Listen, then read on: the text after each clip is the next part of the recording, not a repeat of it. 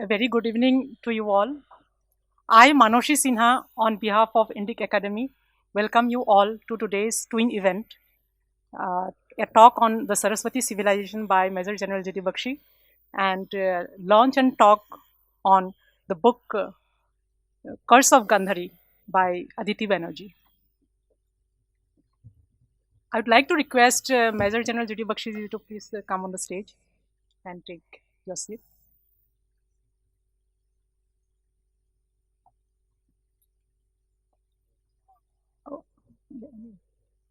I would like to request Aditi Banerjee to please come on stage and take the seat.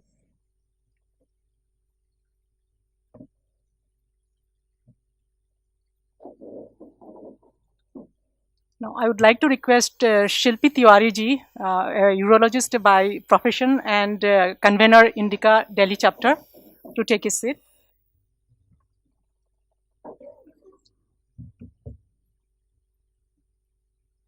I'd like to request Karan to please felicitate Major General J.D. Bakshi with a bouquet of flowers.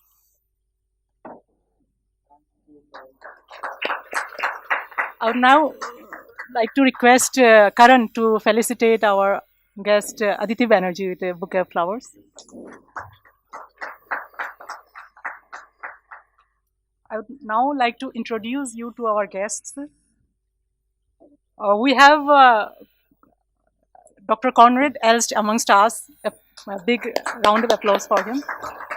He has contributed a lot towards the cause of Dharma through his research studies and research works and literary works. So Major General J.D. Bakshi needs no introduction. Each and every Bharatiya from each and every corner of Bharat know him very well. He is the author of 37 books on topics ranging from history, politics, spiritualism to military and poetry. He wrote 2 books on Netaji Subhash Chandra Bose. He has contributed over 200 papers in numerous prestigious research journals and national newspapers. Under his commandment, around 126 terrorists were eliminated in Kashmir and adjoining areas.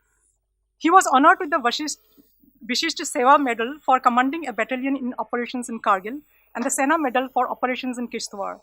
Major General Dr. Gagandip Bakshi served 2 tenures at the Directorate General of Military Operations. He was the first BGSIW at Headquarters Northern Command, India, where he dealt with information warfare and psychological operations. He appears regularly on TV talk shows as a military analyst. He is the editor of the Indian Military Review. A big round of applause for him. Major General J.D. Bakshi ji has written a foreword for my book Saffron Swords, which celebrates the glory of 52 of our warrior ancestors from across the country. And this book is a bestseller now. Now, I would like to introduce Aditi Banerjee. Aditi Banerjee is a practicing attorney at a Fortune 500 financial services company. She co-edited the book Invading the Sacred, an analysis of Hinduism studies in America. She is based in America. She has published several essays on Hinduism and the Hindu-American experience in publications such as Outlook India and Swarajya. She earned a Jewish doctor from Yale Law School and received a BA in International Relations, magna cum laude from Tufts University. The Curse of Gandhari is her latest book. I would like to tell a few words about Indic Academy, the organizer of this event. Indic Academy is a non-profit seeking to bring an intellectual, cultural, and spiritual renaissance based on Indic civilizational thought. The organization enables public intellectuals to discover their potential, transform them as thought leaders, and nurture them to become social entrepreneurs. Indic Academy also incubates, invests, and assists social enterprises, delivering a product, service, or an experience that is based on Indic thought. These aims are achieved through scholarships and grants, courses and programs, networks and platforms, and affiliates. Indic Academy provides scholarships to students and seeks to establish relationships with existing universities and institutions. Currently, Indic Academy has an MOU with the Kanchi Math Sanchi University and Chinmaya Vishwa Vidyapith. The organization provides fellowship, research, and travel grants to scholars and public intellectuals, publishing grants to digital platforms and first-time authors, grants for conducting events and projects, and entrepreneurial entrepreneurial grants for nurturing entrepreneurship, such as Pondi Literature Festival, Bharat Shakti, and the recently organized Indic Teen Festival. We at Indic Academy conduct online and offline courses and programs, including workshops, seminars, conferences, and retreats.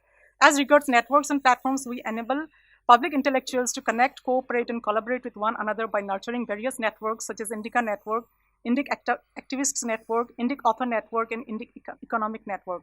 We are currently incubating platforms such as Indic Today, Indic Book Club, Indic Knowledge Systems, Indica Pictures, and Indica Moksha. Under our affiliate program, we act as financial and or thought partners with other social enterprises. Indic Academy is steered by Sri Harikiran Badlamani sir, who is also my mentor. I would now request Major General G.D. Bakshi ji to please deliver his talk.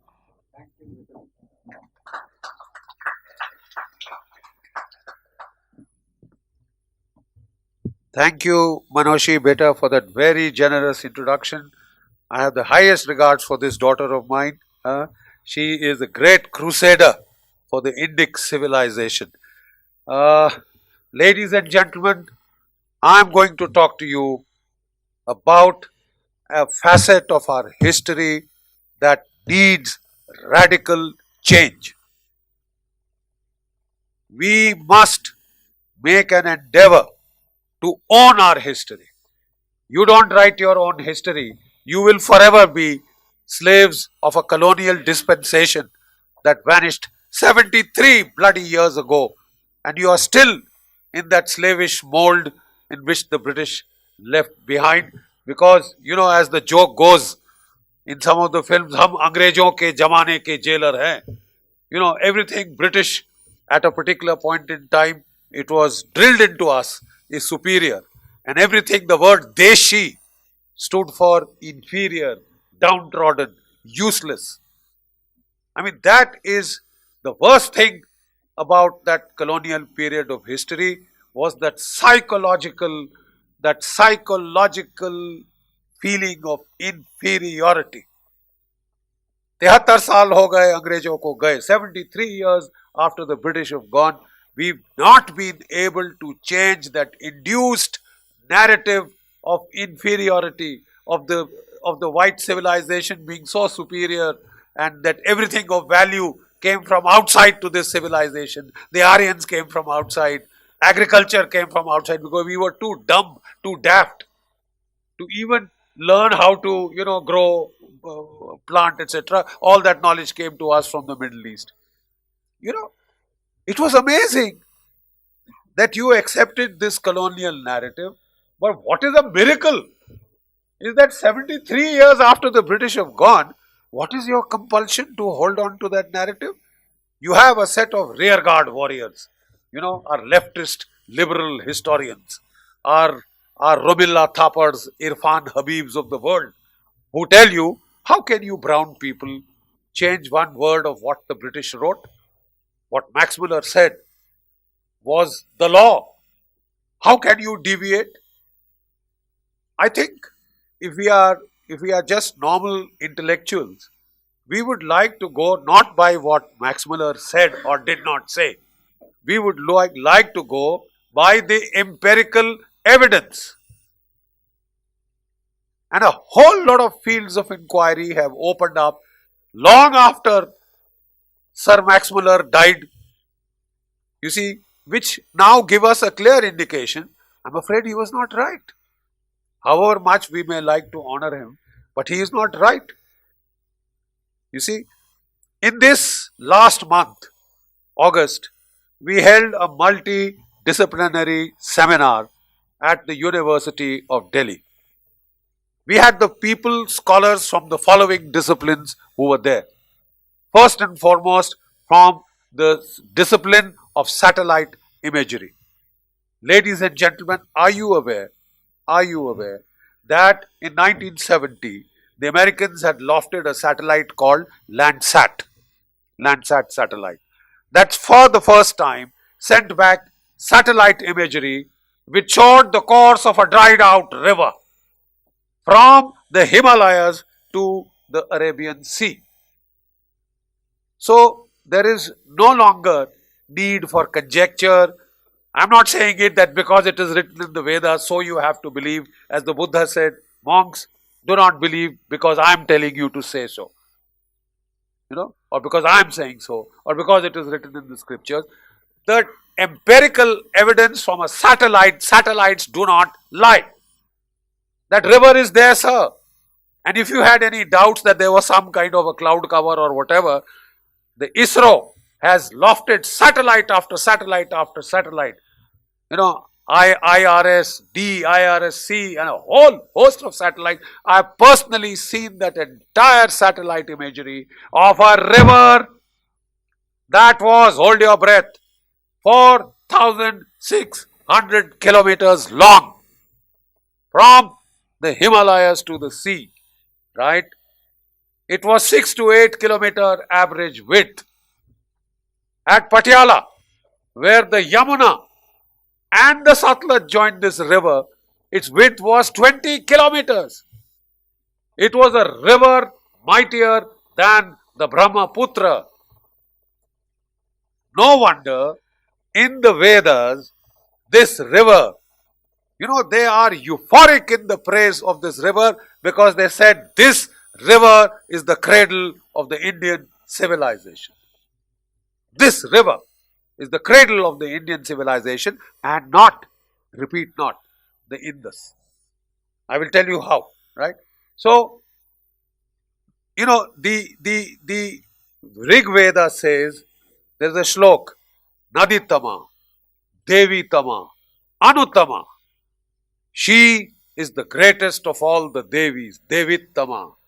She is the greatest of all the mothers, Anuttama. She is the greatest of all the rivers, Nadittama.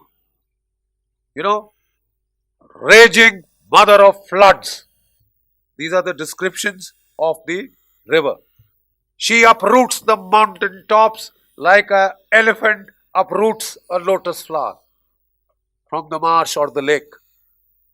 The ease with which the elephant uproots the, lotus, she uproots the mountain tops. Mother, do not be angry with us. Save our homes. What are they talking of? They are not talking of a dried out stream. They are talking of a river, mighty torrential river in full flow. In full flow. Now, to the contrary is the colonial narrative. The colonial narrative questions. There was no river like the Saraswati. Or maybe it was the Hexra Ravati which is in Afghanistan. I mean, that stream doesn't reach the sea. Whereas the Vedas clearly tell you from the mountains to the sea. That stream just dies out somewhere. It's a small, piddly little river. And to call it the Saraswati, but nahi, Saraswati nahi thi. Because you see, the whole paradigm changes if you accept the existence of the Saraswati. So the first thing that the colonial narrative challenges is, there was no Saraswati. There was no Saraswati. So are the satellites lying? Are the satellites, there's some technical problem? Not with one American satellite, but with about 100 Indian satellites which have since been lofted. Okay, forget the satellites. Now, the second discipline which was there was geologists. Geologists tell us that this river was in full flow 5,000 to 6,000 years ago. Geologists tell us this, right? And then what happened? 4,600 years from today, 4,600 years from today, there was a massive tectonic plate shift in North India, right? And I have the satellite figures and I'll try and show you those photographs. A tear emerged in the Shivaliks, tear fault. And the Yamuna, which was flowing eastwards and joining the Saraswati, it was then called the Drishadvati, you see. And the Kurukshetra battlefield, if you read the opening lines of the Mahabharata, is between the Saraswati and the Drishadvati. Kurukshetra. You see, every time an Indian dies, my ashes are supposed to be dispersed in Haridwar, in the Ganga. But my Pinddan will be done at Kurukshetra. Which is the river in Kurukshetra? Saraswati. Do you see how in the oral memory, the memory of the Saraswati has been preserved for thousands upon thousands of years? Now the leftists will tell us oral memory. I mean, what credence can you give to it? Certainly, sir. But you can give credence to the satellite imagery. You can give credence to the geologists. So when this first earthquake took place, the Yamuna veered off and joined the Ganga. 50% of the ice melt waters was gone. 2,600 years, the second earthquake takes place, and this time the Satluj veers off and joins the Indus, right? 100% of the ice melt water is gone, it becomes a monsoonal stream. Around the time of the Mahabharata, if you read the Mahabharata, in the Shanti Parva, there is a mention that when the war was about to start, Balram got very angry with his younger brother, with Krishna. He says, you have let this war happen. And she will talk more about the curse of Gandhari. You have let this war happen. I am not taking any part. And he started a pilgrimage along the banks of the Sarasvati. And the Sarasvati was then, sir, dying. At Vinashana, Jaisalmer, I was there last year. This river has gone underground.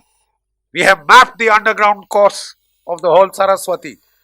The whole water department now are trying to drill a series of wells. And there is lakhs of liters of sweet water along the Saraswati course, which can make that desert as green as the Israelis have made their desert, if not greener. Okay? That place is called Vinashana. Vinashana is mentioned in the Mahabharata. The river had gone underground at the time of the Mahabharata. When he came further north, the river was dry. For 12 years, there had been a massive drought, no rains. It was a civilizational catastrophe, right? It was a civilizational catastrophe. There had been no rains at all. And do you know, geologists tell you, Meghalayan age, around 2000 BC, there was a massive global drought. The monsoons failed, the Mesopotamian civilization died out, the Egyptian civilization suffered, and of course the so-called Indus Valley civilization also perished in this period. The geologists are telling you this, sir. So 2000 BC, this river had vanished and gone. South of Jaisalmer, it was reduced to a series, it had gone underground. North of Jaisalmer, series of lakes and pools. And some isolated streams which come up in the monsoon. But Max Muller tells us that in 1500 BC, the Aryans crossed the Himalayas. They crossed the Himalayas with their wooden chariots and their horses, and they had weapons of iron. And the poor Dravidians who were there, as per him, the inhabitants of the Indus Valley civilization had bronze weapons. They had no chariots, poor fellows, you see, and they were slaughtered. Indra, the destroyer of 100 fort cities. Indra is accused of genocide. He destroyed 100 fort cities. Firstly, in the entire Indus Valley civilization, there are only 10 cities. So you can't destroy 100 when there are only 10, you know. And second thing, I have served my life in the Himalayas. I would like to see a chariot being brought across the Himalayas, or even the Bolan Pass, or the Khyber Pass. The rickety bloody chariots, our tanks can't cross that. Our tanks shed their bloody tracks. You are telling me that those chariots came from Central Asia, they came in the chariot, they crossed the Pamirs, they crossed the Hindu Kush, they crossed the Himalayas. Because some of them are supposed to have come via the Kashmir route, please. They took those chariots did not get broken into bits, and what would have happened to the spine of the chap standing in their chariot, I don't know. But the chariots came across, sir. They came across. My first basic question to you is, geologists tell you that by 1500 BC, this river had vanished. So, firstly, please tell me, why would, let's say tomorrow the Yamuna dries up. What do you think will happen? With not a drop of bloody water to drink, you will be migrating.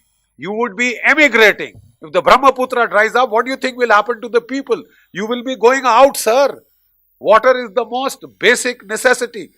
You are telling me that when the Saraswati was dying out, when that whole area was suffering an ecological catastrophe, when desertification happened, the whole of Rajasthan was green.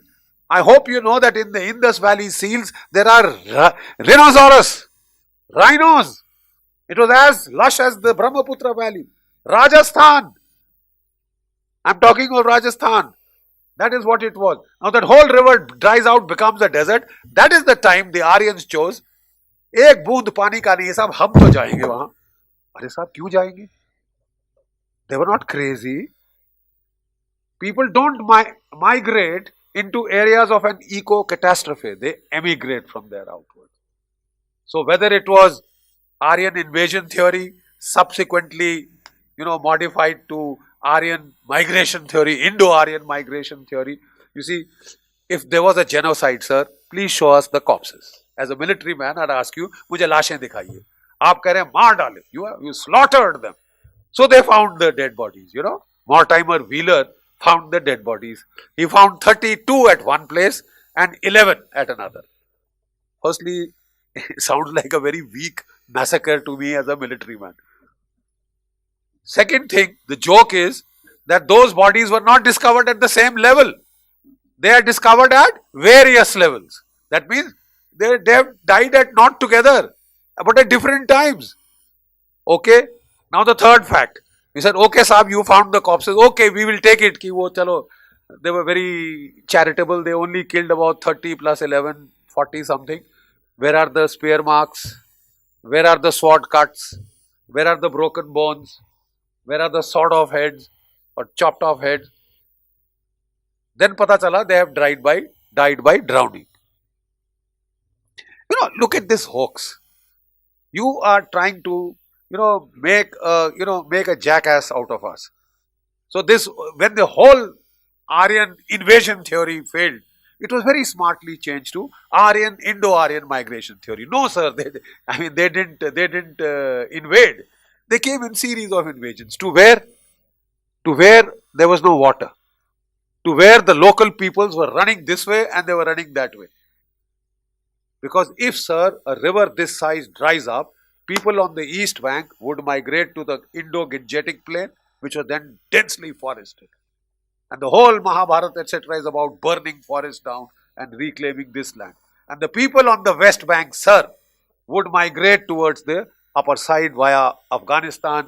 They could go to Central Asia. They could go to the Middle East, where we have evidence of that tablet which says there was a peace treaty between the Mitanni and the other tribe, and they said with Indra, Mitra, Varna as witness, we are signing this peace treaty.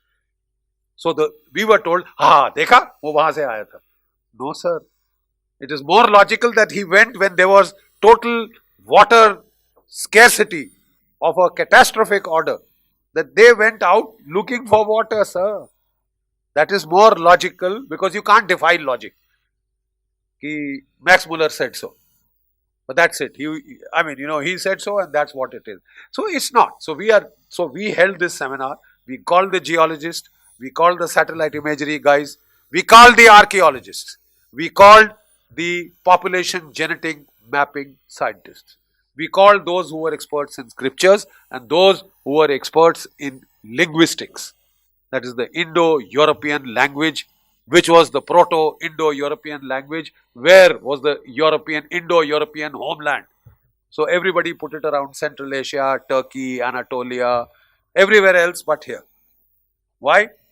The inferior civilization. How can the Brits be our descendants? But then you are. You can't deny your ancestry because a hell of a lot has come out now. A hell of a lot has come out now. And the first thing that has come out is that the genes north and south of the Vindhyas are the same. Don't give us that Aryan Dravidian divide crap. The genes are the same, sir.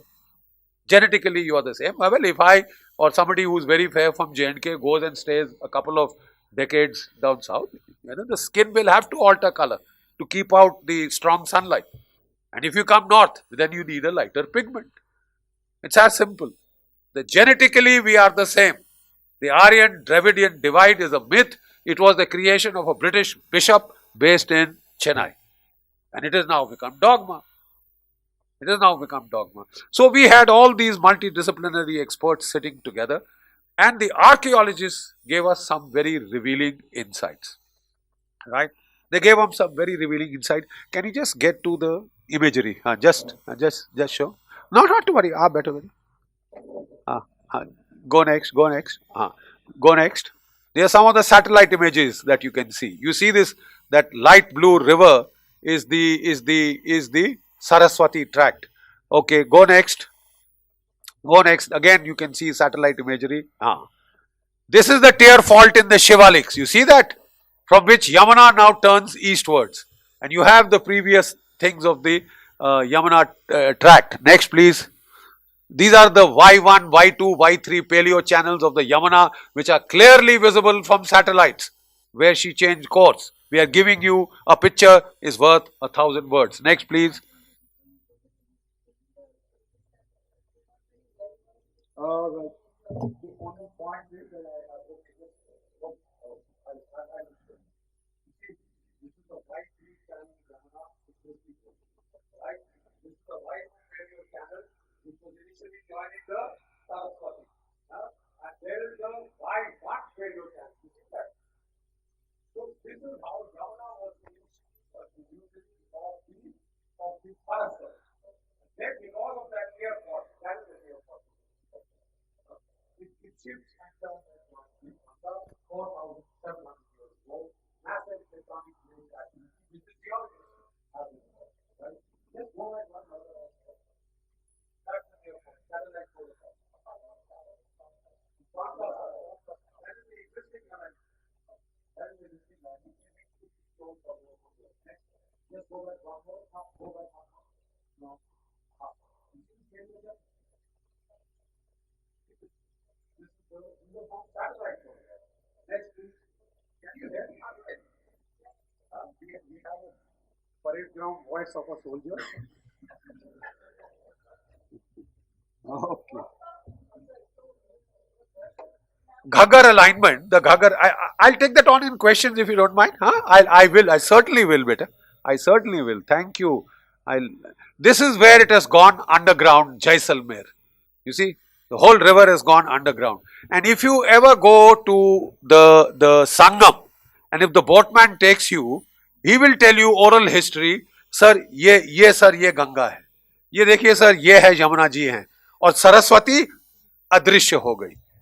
So people thought just a myth है, कहानी है. We have actually seen the place where it has gone underground. There are 3 separate channels at 3 different depths. And when you put the tube wells, the water, sweet water gushes out. You go 5 kilometers this side and 5 kilometers that, it is brackish, salty water, which is not fit for human consumption. But along the Saraswati tract, it is there. Next, please.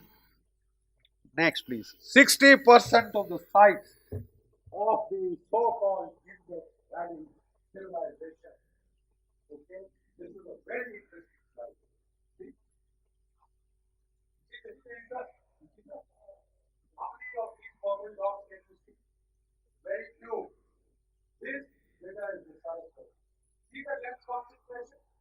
That is the Ghaggar that we were talking about, which is the Saraswati alignment. Precisely, Ghaggar is the Saraswati alignment. And you see the depth concentration around Kurukshetra? That is the core civilization area of the Indic civilization. Visual evidence by satellite. The Indus Valley sites are not so much on the Indus Valley. 60 to 80% of the urban sites are on the Saraswati.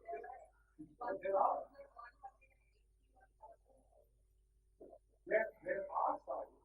What we are telling you is that 60 to 80% of the sites are on the Saraswati. 60 to 80%, especially the urban sites, are not on the Indus. They are on the Saraswati. So the Greeks got it wrong. So by the time they came here, the Saraswati had died out. They saw only the Indus. They said Indus, Indica, Indic. 7th century later, the Arabs came and they said Hindu. You don't pronounce the S, Hindu, and Hindustan, right? That is the problem from where we go basically wrong. In the entire cradle river of the Indian civilization, we go starkly wrong. Next, please. This again is an aerial photograph. You just see that. Here the Indus is very clear, but all the sites of the so-called Indus Valley civilization are aligned along the Sarasvati track which ran parallel to it. Next please. Next.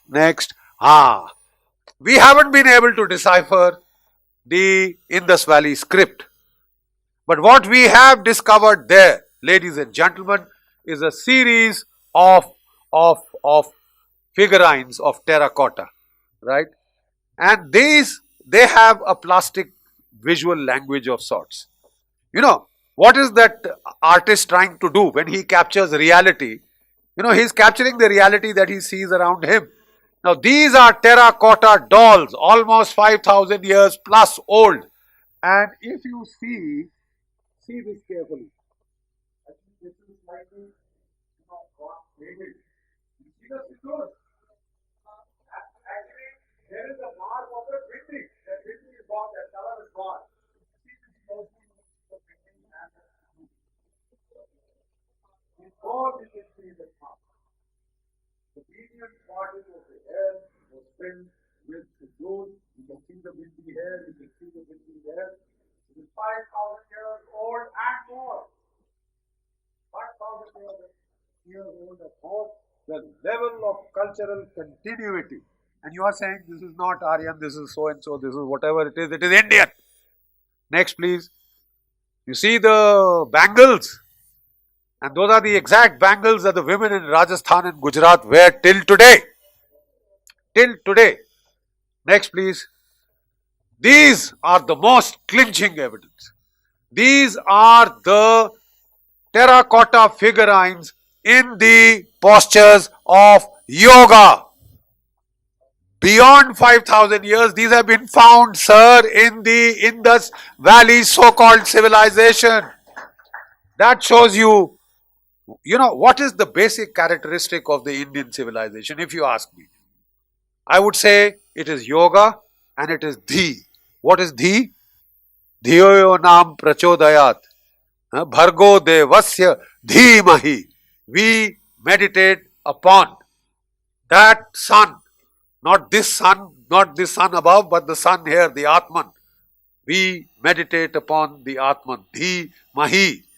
The distinguishing characteristics of the Indic civilization are yoga, they are dhyan, they are dhi. And you will see both of them here. You can see the various yogic postures which are there. The Anjali Mudra is something that I will talk upon quite a lot. The Vajrasana is there on the bottom, and these have been discovered from Mohenjo-daro and from Harappa. Next please. These are the sketches of those. You see that Vajrasana number 3. And there is also some affinity with the Surya Namaskar postures. Actually, if those of you who do Surya Namaskar. Next please. Now we were looking for meditation. So we have this old priest king. He's got his eyes half closed. What do you think he's doing? Yes. Yes, next to each other. So the continuity continues. But we were told by the leftist historians, no, he's dozing. He's sleeping. No, he can't be meditating. Because, Indians can't do anything good. Okay, next. Well, is this person not meditating? This is the proto-Shiva, Pashu, Pati, Nath. How Indian can you get? Pashupati Nath yaar, wo meditate kar raha. How Indian can you get? You can still deny he is the Adi Yogi. He is the Adi Yogi. Next. You had any doubts? That is the Shiva Linga. Please go to the National Museum. Enter the Indus Valley Gallery. The first thing that you will see is a huge Shiva Linga. Okay. So if these are the people who worship the Shiva Linga. Very interesting seal on the right. You know what that plant, those leaves are? People. Don't you worship the people? Don't you still put a sacred thread around the people? It was the dispute is whether the people was the Ashwat. Jaise ki aapko, Ashwat. It is, a number of people call it the Ashwat tree. All this is from there. Next please. The bullock carts. If you take a measurement The proportions of this bullock cart are exactly the proportions of the bullock carts that still move around in rural India. Still move around in rural India. Next, please. The boats. You know, that on the left is the existing boat as it is still made locally in Gujarat, on the Gujarat coast. That is an existing boat made by the local fishermen. See the seals and see how similar that boat is. Please see the seal on top, see the seal in the middle. And that very graphic kind of a seal, but it is the same boat, sir. It is the same boat. That is what I am talking about. It gives you goosebumps. When you look at these terracotta seals, when you read that visual narrative, they are telling you that this is a civilization with an amazing degree of cultural continuity. Unbroken cultural continuity till this date. The design of the houses, a courtyard in the center with the tulsi plant in the center and rooms all around. My God, there is no dearth. Next, please. ये क्या है बताइए? School में फट्टी लेके गांव में जाते हैं बच्चे. We've all gone to convent schools, so we have not carried this फट्टा. ये वो फट्टी पे लिखते थे, फिर उस पे वो लगा देते थे लेप. You see, you remember? And this has been found in the Indus Valley civilization, if you please. Next. ये देखिए pottery. I would still love to own this pottery, and the basic design is exactly what you have, except it is now in steel, it is now in aluminium, or it is now in plastic. Worst of all, you know, they're all the designs are what you have now. Next, please. This is a very interesting slide. The 9th Sukta of the Rig Veda is the Soma Supta, the one devoted to Soma. What was Soma? बोले साहब, it was a psychotropic plant. इसका juice P के Indra the warrior, he used to lose all fear. और वो बड़े बड़े महारथियों से with Ahi the dragon, with the Vritras, he used to fight Vritrahan. तलवार लेके काट कूट डालता था, अपने वज्र से मार डालता था, because उसका सारा डर चला जाता था. You know, and this was the same thing which the Vedic rishis took to get the inspiration of Soma, to get the inspiration, creative inspiration, in which they wrote the world's greatest poetry. And they used to get spiritual highs. आनंद, तीव्र आनंद आता था. अब ये देखिए, these are the dolls जो पाई गई हैं last phase of the Indus Valley civilization. Gordon Wasson said that Soma was a red mushroom called the fly agaric. Those of you who have been to the mountains, and even those who have been to Ooty, if you go around Ooty under the pine trees, you see these bright red mushrooms with white dots. People look at what the woman has got around her hair. You see the resemblance? Because Soma is a number of Buddhist sculptures. You see the Soma around the Buddha's head. You see एक जैसे कि इसका hold करी है छतरी. हाथ से देखो तो छतरी is a mushroom. They are saying that when they went to the forest, they ingested this psychotropic plant, and it is one of the key features of the Vedic civilization. But we are told the Civilisation. The Civilisation were killed by the Aryans. This is an Aryan thing. It's been found here. It's also, by the way, been found in South America. Maya. Similar dolls. I can show you those photographs, but they are amazing. Next, please. This is what this mushroom looks like. This is the one that I took. You see? One of the most beautiful. This is the aerial view of Mohenjo-daro from above. You know, it looks like a chess board. And actually, chess has been found in that place. Chess pieces.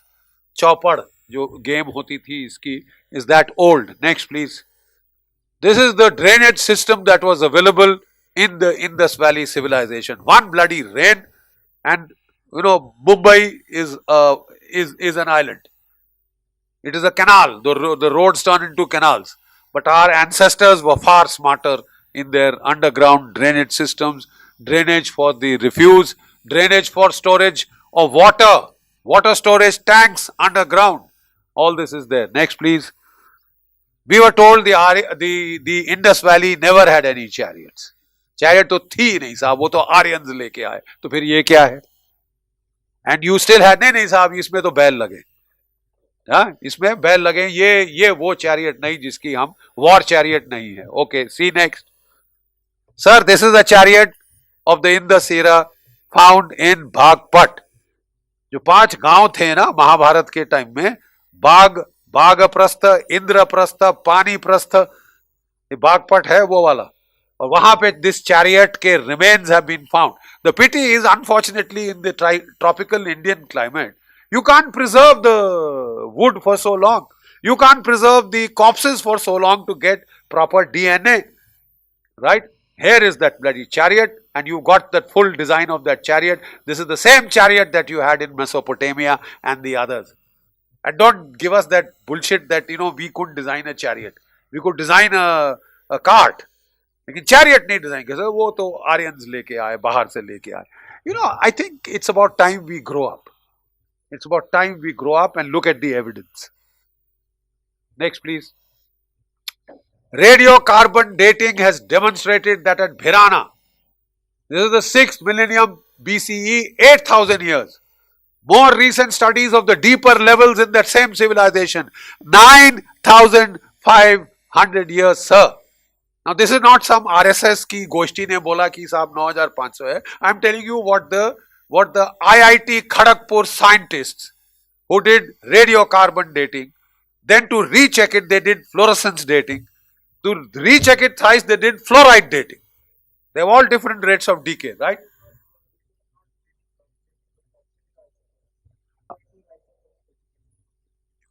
You are talking of the Kharagpur study? Yes. But I am also informed that fluoride dating has also been done and luminescence dating has also been done. That has been done. So the results are here for you to see. Look at the way the dates get pushed off. And by the way, Dwarka, they have also touching, what they have excavated from underwater, where it had gone under the sea. The divers have been sent. There is some dispute on those because they are saying 8,000 plus again.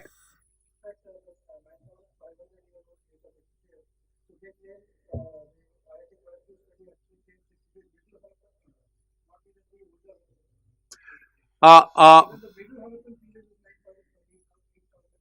8,000 years ago. So what I'm saying is, when you go to the deeper levels, you are actually going. Everyone to please have the questions and comments later on. Thank you. You see, the deeper levels, which are the pre-Harappan levels, when the Mehragad kind of an era was there, that is going to beyond 9,500 years. And that is empirical facts. Right? Next, please. These are again 9,500 years old sites. Pottery shards discovered here. Next, please. So the entire, 1,500 thesis of Max Muller goes out of the window, sir.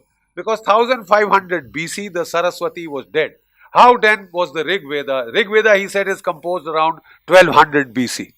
1200 BC, that's it. You see, and he said 200 years. It's a very arbitrary way of calculating, because at that time the Bible, when the world started, was supposed to be 6,000 years. So how can something be older, that old? So I'm afraid we are a little more skeptical about that kind of a logic. And we have so many studies which totally put that chronology absolutely out of gear. Next, please. The one thing that I'd like to leave you with, I could actually continue with this for hours, but then I have my other bitia here sitting who has to, I would like to listen to her story.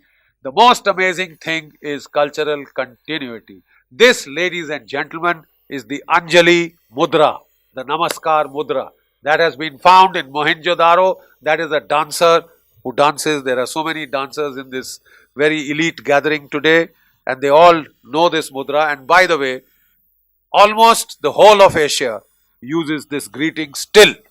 Whether it is Nepal, it is Bhutan, it is Myanmar, it is Sri Lanka, whether it is you go to Tibet, whether you go to Southeast Asia, to Vietnam, Cambodia, Laos, everywhere to Bali, you will find this greeting. and it comes to us from the so-called Sarasvati civilization, unbroken continuity. And if somebody said, how would you define the grand Indian narrative? How would you define the grand Indian narrative? Every civilization has a narrative of itself. Our American friends say uniqueness, American uniqueness. Ours is amazing cultural continuity. कुछ है हम में, कुछ है हम में कि मिट सकती नहीं कभी हस्ती हमारी, सदियों रहा है दुश्मन दौरे जमा हमारा, सारे जहां से अच्छा हिंदुस्तान हमारा. Thank you for a very patient hearing.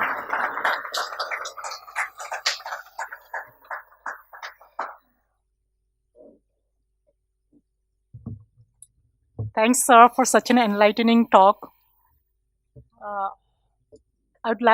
We would now launch the book of Aditi Banerjee. I would like to request Major General J.D. Bakshi and Shilpi Tiwari ji to please help in launching the book.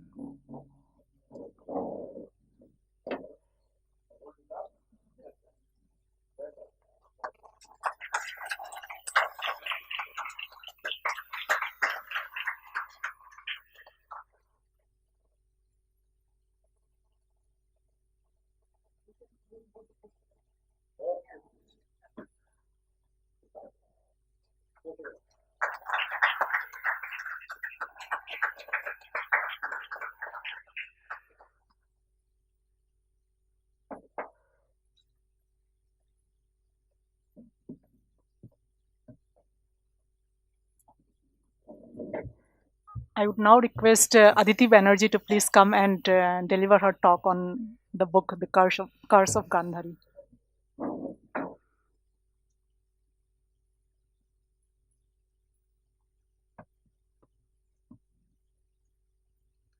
Well, that is certainly a very difficult talk to follow, but I shall do my best. So The Curse of Gandhari is actually a novel I wrote based on the personality of Gandhari in the Mahabharata. So what I thought I would do is start by retelling what the Mahabharata, the critical edition of the Mahabharata, actually tells us about Gandhari. And she's actually quite an enigmatic, mysterious figure in the Mahabharata. There is not as much written about her as, say, Draupadi or Kunti. What the Mahabharata tells us is that Gandhari was a princess from the kingdom of Gandhara, which can be found in modern northwest Pakistan. She was the princess, she was the daughter to the king Subala. She had 100 brothers. Among them was Shakuni, who of course becomes a very important person in the story of the Mahabharata. And it is said that she had obtained a boon from Shiva himself that she would bear 100 sons. And Bhishma is aware of this boon, and he actually requests the hand of Gandhari to be married to Dhritarashtra, the blind prince. And it is also said that when Gandhari learns that she's to be married to Dhritarashtra, she blindfolds herself. And so she will never be able to see what her husband cannot see. And the other thing that the Mahabharata tells us is that from that moment, she never thought of another man beside her husband. Besides that, it doesn't tell her what was going through her head at the time that she blindfolded herself. Then it is said she went to Hastinapur. Shakuni and others accompanied her. They left her there, and then Shakuni and the others went back. There isn't a whole lot said between then and the next famous incident that happens in Gandhari's life, which is that now there are the two, there's Kunti and there's Gandhari, Kunti the wife of Pandu and Gandhari the wife of Dhritarashtra. And Gandhari is actually the first between the two of them to conceive. So she's the first to become pregnant. But her pregnancy lasts for over 2 years. And one day she learns that Kunti has actually given birth before her. So Yudhishthir is born before her Gandhari's first son is born. And what the Mahabharata says is that when Gandhari learns this, she is so overcome by feeling that she strikes her belly very hard, repeatedly. And she strikes her belly so hard that this mass of flesh comes out of her. It's this mass of flesh that then Vedavyasa comes and divides into 101 parts for 100 sons and one daughter. And it takes about another year or so for those to grow into her babies. The other thing that we are told in the Mahabharata is that in the meantime, Dhritarashtra has fathered another son through a maid, Yuyutsu, who's born after Dhritarashtra but is born around the same time. And then the other famous incident or major incident that happens is when Krishna comes to Hastinapur. The war is about to start. Of course, during the disrobing of Draupadi, the Mahabharata doesn't say much about Gandhari's reactions. I mean, the women were not really in the assembly hall at that time. So the next prominent part where Gandhari comes is when Krishna comes to Hastinapur in one last attempt at diplomacy to stop the war from happening. And no one is able to get through to Duryodhan. So Gandhari is actually called to court to speak to her son and to try to stop him from going to war. So she gives a very long speech at that time, which is very eloquent and it's very moving. And she tells Duryodhan that victory will go where Dharma is, that this war that he wants to fight, he cannot possibly win, and that he should conquer his inner self and not worry about the kingdoms, that no lasting peace will come through fame or rich or conquering kingdoms. But he does not listen, and of course the war begins. The other famous story that we remember Gandhari for is that she calls Duryodhan to appear before her naked, so that for one moment she can remove her blindfold and look upon him and make him immortal with her gaze. That's not in the critical edition of the Mahabharata, but it's a very important part of the tradition that we have. And what is said is, so we know that she had so much power that with her gaze she could make him immortal.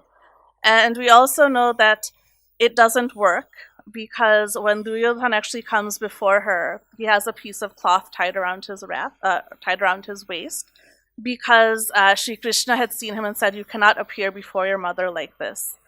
And when Gandhari sees this, she doesn't say, "Take off that cloth and let me protect all of you." She knows that the cause is lost and that Duryodhan will be lost as well. So her tapobala goes in that moment.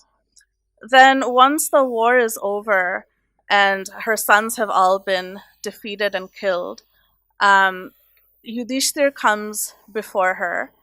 And again, she is so overcome that she sees just through the corner of her eye beneath her blindfold just the little edge of his feet, and his toenails immediately blacken, and he jumps back in fear. So that's the strength and depth of her feeling at that moment. And we are also told that she has this divine vision where she can see everything that on the battlefield. She sees all of the corpses. And the Mahabharata goes on at some length about how devastating this vision is. Corpses are mutilated and broken in half so that you cannot match the head with the body that it came from. And before she actually curses Krishna, she spends long passages just describing all those who have been lost, soldiers from both sides who have been lost, the women who've been widowed, the mothers who've lost their sons. She goes on and on recounting them. And she basically says, "We are helpless, but you, Krishna, for whom nothing is impossible, you could have prevented the war from happening." And she lays the responsibility of the war on him. And she says in a very curious curse that in 36 years, just as these families have all been destroyed, your clan will also be destroyed, will destroy themselves. And when Krishna hears this curse, he accepts it with half a smile. And then in the next breath, he says, "I accept that, but you yourself should realize, don't forget what you said when you told Duryodhan that that victory would go where dharma is, and what was your part in all of this? Don't turn a blind eye to the faults of your own sons. So he is quite stern with her in that moment. Beyond that, we do not know much about what happens to Gandhari, other than 12 years after the war has ended, Dhritarashtra decides to retire to the forest. He cannot deal with the taunts of Bhim anymore, so he wants to retire to the forest. Gandhari accompanies him, as does Kunti, to look after them, and Sanjaya also goes with them. And we are told that after a few years, they die in a forest fire, and it's a little bit it's left a bit enigmatic. So the question I'm most often asked is, why write about Gandhari? She's clearly not a conventional heroine in the sense that Kunti or Draupadi is. There's a lot in her that is ambiguous. There's a lot about her that we do not know. But I think the very fact that she's so complex and nuanced is what made her very fascinating for me. So a few aspects of that. To begin with, there's the blindfolding itself. And most often when Gandhari is discussed, it's always just as a symbol of her blindfold. So there are a few different interpretations. One is that it was the act of a devoted, loyal wife, Pativrata, and it's just left at that she was a very ideal wife. The other, more modern interpretation is that, well, she couldn't control what her circumstances would be. She couldn't control who she would marry. And this was some kind of an act of defiance or rebellion.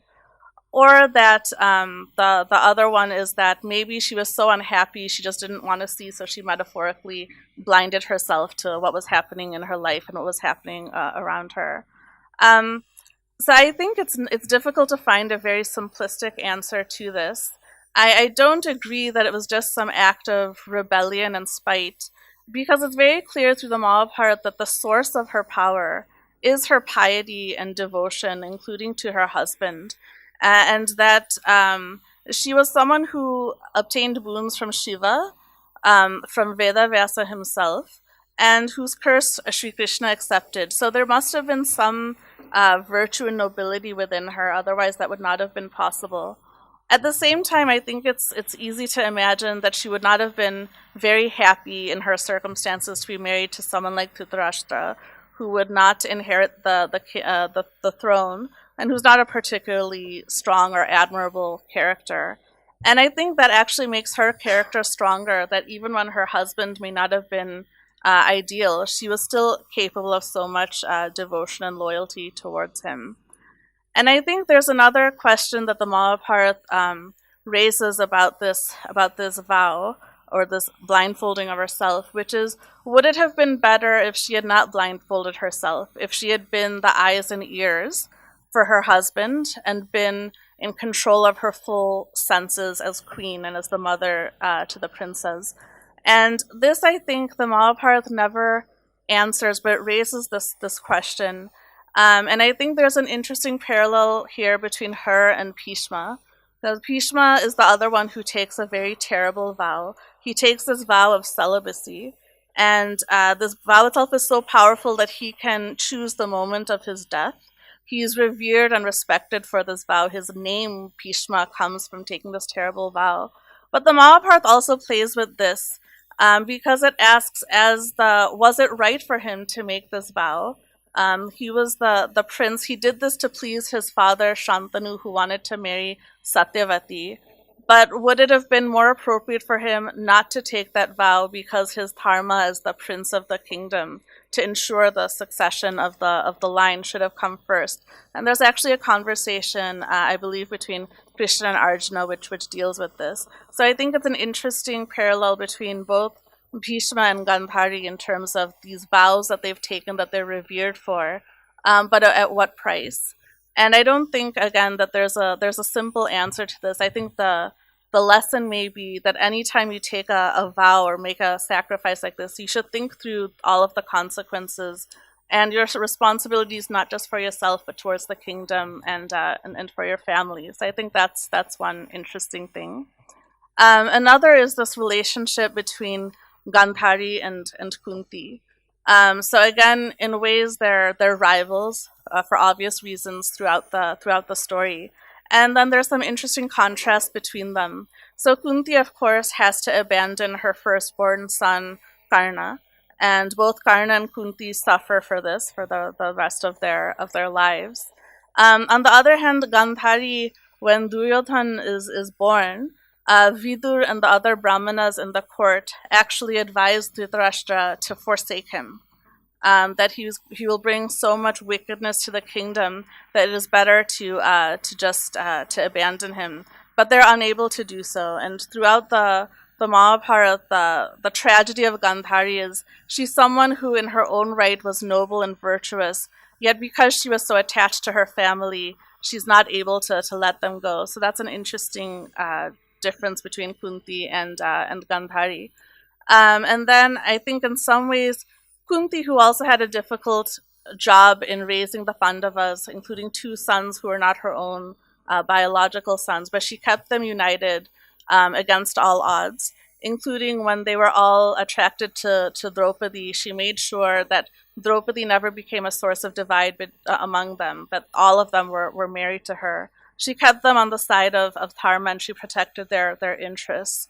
She was successful in a way that Gandhari was not, because Gandhari clearly recognized what dharma was. She knew the futility of what Duryodhan wanted to do, but she was unable to stop them along the way. So I think there again that rivalry comes through in that contrast. And then finally, in their last encounters with Krishna, so Gandhari's last encounter with Krishna is to curse him, which again she realizes it's also kind of tragic because it's futile. She utters this curse, she wastes all her tapabala, but this was always part of Krishna's plan, that the Vrishnis would also go away like this. He had come to lighten the burden of the earth, which meant the great heroes of the age had to depart. So obviously this curse was also in a way part of Krishna's plan. Otherwise, why would she say in 36 years specifically this will happen? So there again, she's exercising her power, but nothing really comes of it. On the other hand, when Krishna finally leaves Hastinapur, Kunti actually asks a boon of him, which is to visit sorrow upon sorrow on her again and again, because it's only through sorrow that she can remember Krishna. And it's a very beautiful prayer. So again, you see this contrast in their relationships with Krishna and what they ask or what they curse him with in the end. But I think also, when I think of the two of them as I explore in the novel, I think there's a bond there too, because I think very few other people could have understood what each of them went through. So I think of them as kind of having the sisterhood. Again, Kunti goes with Gandhari and Dhritarashtra to the forest to look after them. So there is kind of this bond there, I think, which again, I explore. And then the last part of it is, so what do we make of Gandhari? And I think in a lot of the interpretations I've read, it's always a judgment. Either she was just a devoted, loyal wife who just could not rise above her circumstances, who was kind of a victim, or she is held accountable that she was not a good mother, perhaps because she blindfolded herself, or that she was too attached and could not do what Kunti did, so she's blamed as being this bad mother or bad queen, or she's kind of shown as being like this symbol of this rebellion and defiance against the society in which she was in. And for me, when I was writing this book, for me it was kind of a voyage of discovery myself, because in the beginning those were kind of the questions I was wrestling with. And then what I thought is it's actually very unfair to judge or evaluate her or reduce her to this kind of assessment, when I think it's much more complicated than that.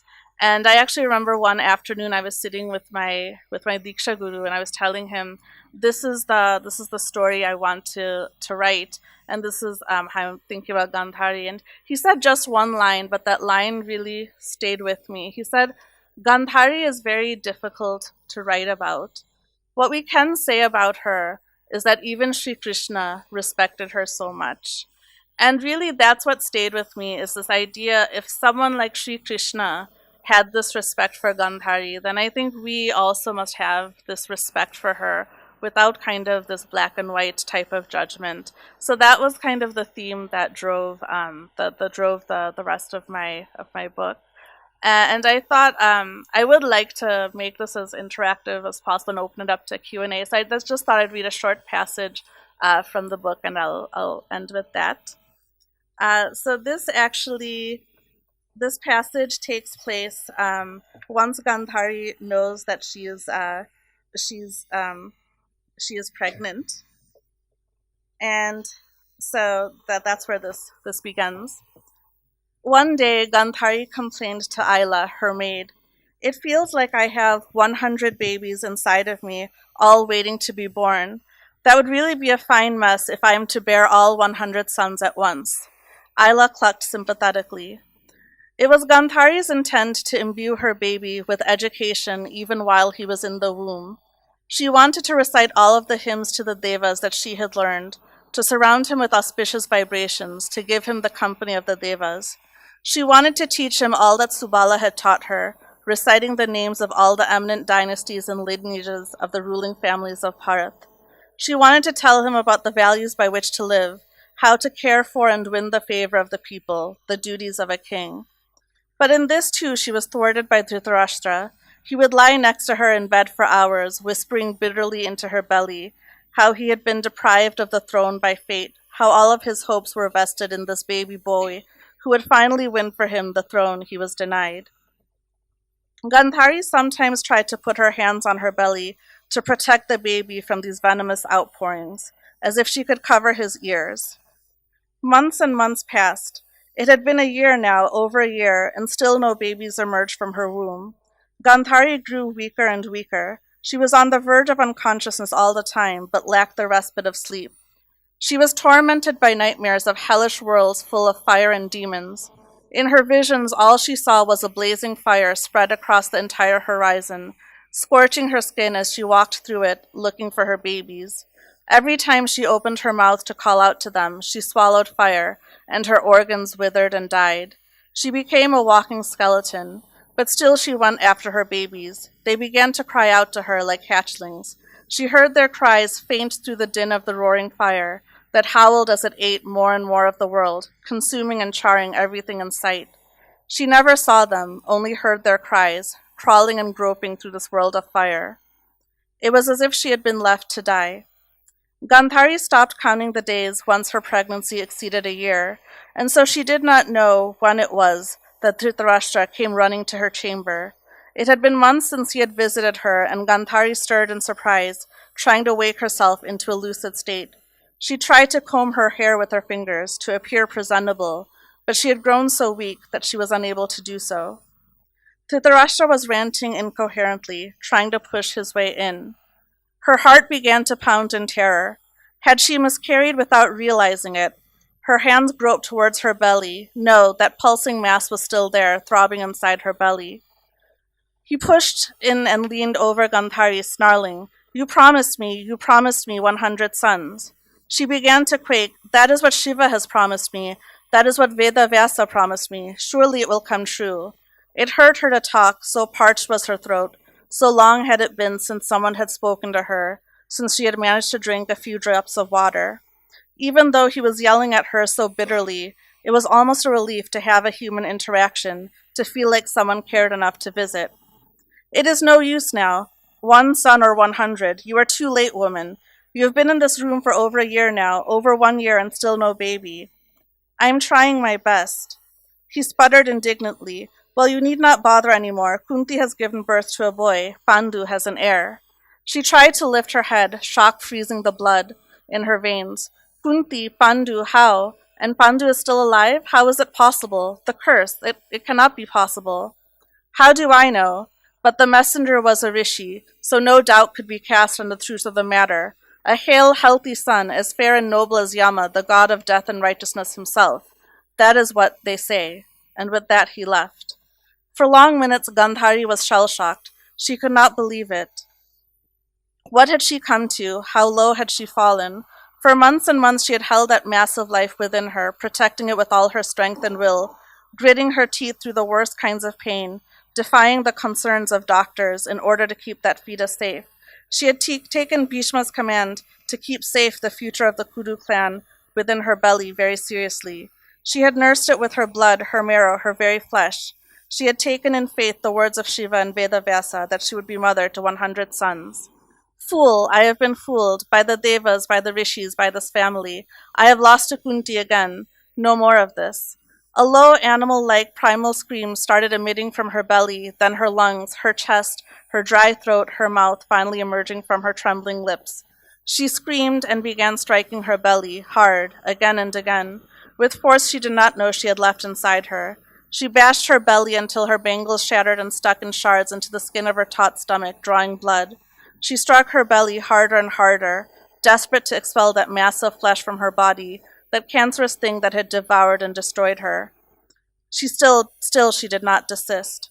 Finally, as Isla ran back to her, hearing her screams, there was an immense heaving from within the deepest recesses of her, and that mass of flesh dislodged itself from the lining of her womb, and lunged downwards like an iceberg ripping off from a glacier wall. As Isla cried out in shock and worry, reaching out to try to save her, that thing came out of her in a burst of blood and strange fluids, a heavy mass of dead, dense flesh, as heavy and hard as bone, woven round and round into a tight ball of flesh that smelled rotten and diseased. Gandhari cried out in anguish, feeling simultaneous relief and grief, so overcome and overwrought that she slipped into a deep unconsciousness, into sleep for the first time in many months. Thank you.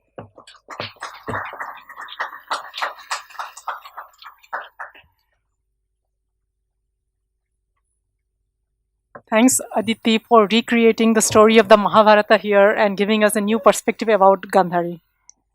Both the books, the Sarasvati Civilisation and the Curse of Gandhari, both the books are available outside for sale. You can buy and you can get the books signed by the authors.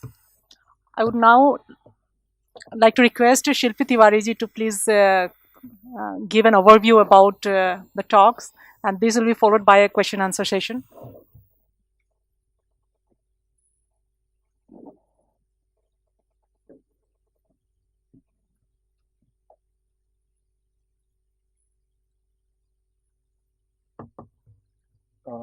First of all, I'd like to welcome you all and thank you all for coming to this place and giving us an opportunity to have a lively interactive session with you. We'll have nearly an hour long session of Q&A. So please just think about everything so that we also are enriched. The two books which the two topics and books which we discussed today, they are very pertinent to the current scenario in which various kinds of narratives are being pushed forward. The latest one being genetics in the name of science. I would rather call it pseudo genetics, pseudo science, because everything is under war, under wrap. The thing is that in the name of genetics, what they are pushing is absolutely unknown. They have devised a mathematical model where we don't know what kind, the same model which they are presenting gets discredited now in the Rakhi Gadi sample, but still they have the temerity to say this, yes, the same model we'll be applying, and then we'll say that step ancestry is being seen in all of us who are present over here, whether they are North Indians, South Indians, scheduled caste, Savan, Dwej, whatever kind of Indians who we are. So, and then there are various unseen forces also, which we can discuss later on. Now, there are people who are not even geneticists; they are cryptographers. There are mathematicians who are they have published 2,000 papers within 3 years. Now, this is unseen. All this is mathematical jargon which they are presenting. This has nothing to do with genetics. This has nothing to do with core science where we see a gene and we map the whole of genome. No, it's not like that. They are cherry picking a few genes. Now, on what basis they are presenting this gene as a step gene, we don't know, and they are not telling us also. With a biased attitude, with a biased aim, they are picking a few genes, and then they are saying we'll be exploring this is called capture technique. They are not examining the whole genome. They are just picking up a few genes, and then they are saying this is what we have found, and this is the mathematical model which we are using. The same model gets discredited in Rakhi Gadhi, but they published it with so much fanfare in Nature, and we had to accept it because it is the one of the best journals, and it has got a level of credence to it. So we have to be very alert that whatever is being peddled in the name of science is not science. We have to be very cautious of what they are trying to push forward. Those big names, Harvard and Oxford, they don't carry any weight. We have seen it for the past 70 years in our own Bharat, that in the name of literature, art, science, not science, but history, archaeology, what we were taught, what we were subjected to, in the name of intellectualism and culture, we were bulldozed by all bullshit theories and ideas. The same thing, and these people, they are masters of these munnas of Romila Thapar. Romila Thapar is nothing in front of them. They'll create 10 times more Romila Thapars. And those who are managing the masters of Romila Thapar in Harvard, they are even more great men. So please be aware, this is a very dangerous game which they are playing on us. We have military intelligence people who have gained entry into genetics, and then they are creating papers on genetics. So it is like that bad. Nick Patterson is one. He is a cryptographer. He worked for British intelligence, and then all of a sudden he created Harvard labs, and then David Reich was created by him. Then he created a few more labs on Priya Murjani, and then we have, for every set of people, they pick up one local lad. For example, for Indian studies, initially they had Murjani, now they have Vagish. So this is a game they play on us. The Aryan invasion theory, sir has rightly pointed out, there are so many gaps on it. Initially they said they came in through Iran, then it got discredited. So they said they jumped over the Pamirs into Bharat. They don't have any archaeology, and it defies logic. Not just Pamir mountains, they came through Altai mountain corridor. So their chariots were jumping on high mountains which are 3,000, 4,000 meters high. They say they didn't come through the straight route through RLC region, but they went in a huge loop through northern steppes and then on to along China-Russian border towards south. So this defies logic. They have no evidence of coming in through Karakum and Kizilkum desert, nothing like that. So they don't have genetic evidence also of incursion of genes of local people. When a population migrates like this over 3,000 years, from 3,300 BC up to 1500 BC, so this is a gap of 1800 BC, they'll be migrating in this whole zone. They should intermarry with local people and pick up new genes on their way. But those new genes they are not presenting.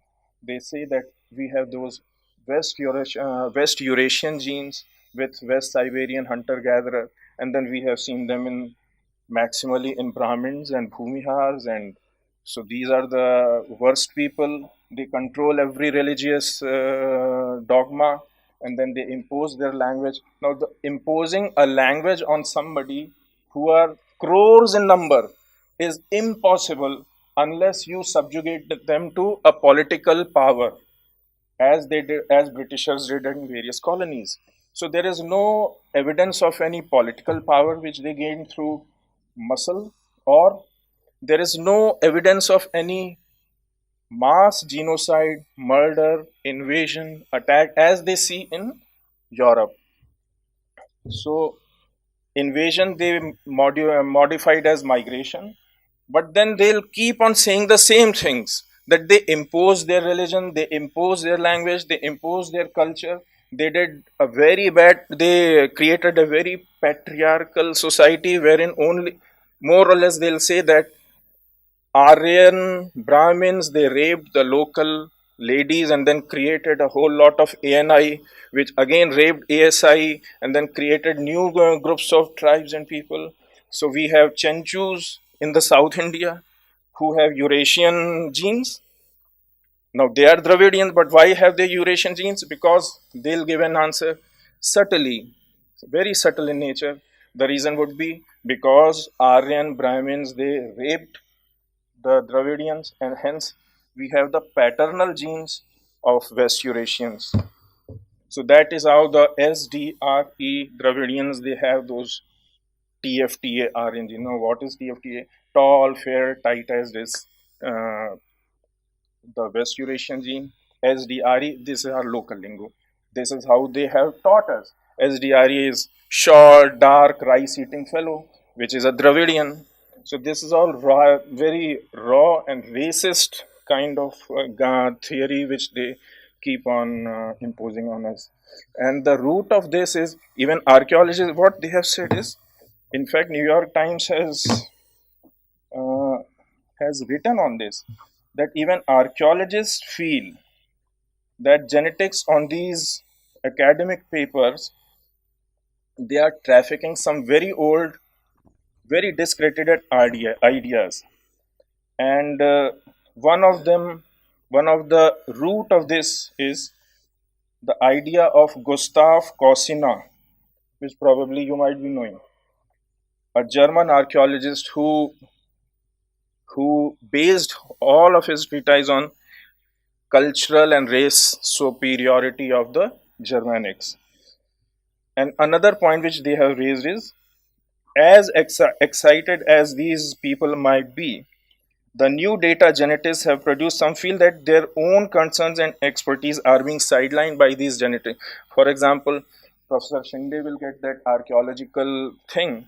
He will state something in his cell paper which he rightly said, but these people, and we have records of their internal communication wherein they are saying so bad about the Indian collaborators, they are literally labeling them as saboteurs, as bad people. This is what they are communicating internally within themselves. So the Indian collaborators are saboteurs and low quality people. This is what they are writing. And to preempt Professor Shinde and Neeraj Rai work, they published their own preprint thing. They leaked their preprint thing, and then they said that step ancestry is found, and then all those things. So they tried to sabotage what Shinde and Neeraj Rai were trying to print in cell. So this is a great game. We have to be aware, we have to study a lot, and we have to retort them. So people like General Bakshi, they have presented such an excellent thing. It is now well known, and we have to accept and label it now as Saraswati Ghati civilization.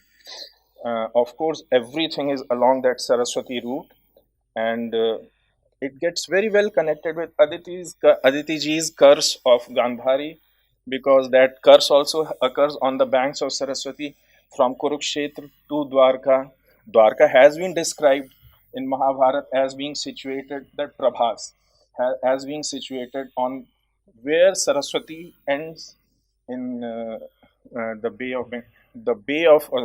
that Arabian Sea. Arabian Sea is described as Sindhu Sagar, incidentally, in our text. So Aditi Ji's book highlights a lady who is not very well talked of, very less talked of, but she herself has a very high stature. She loves her kid, but somehow she doesn't give that blessing to Duryodhana and all the Kauravas for a victory in Mahabharata. In her heart, she knows that it would be bad if these people win. But of course, as a mother, she cannot, she plays into the hands of Krishna, because Krishna ji knows that even Vrishnis and Yaduvanshis, they themselves are very nice people. So everything is planned, and ultimately all the corrupt people, they are cleansed. It involved Akshahinis and Akshahinis of people. So it was a very well presentation by both of the gentlemen, and I would thank you both to come to us and tell us about your books and your researches. I again thank you a lot. Now we'll have a question and answer session, but before that, there is one thing which I would about Aditi ji, because I see that she has got some ring somewhere. So she अभी उनका विवाह होना है कुछ दिनों में. So everyone is welcome. सबको स्वागत है त्रियोगी नारायण जी में. So she loves going to Himalayas, wandering, and then seeing the Chinese spy upon us. So अच्छा अच्छा welcome sir, welcome. So now we'll have a question and answer session, and feel free to ask anything and whatever you like. We have both the good panelists with us.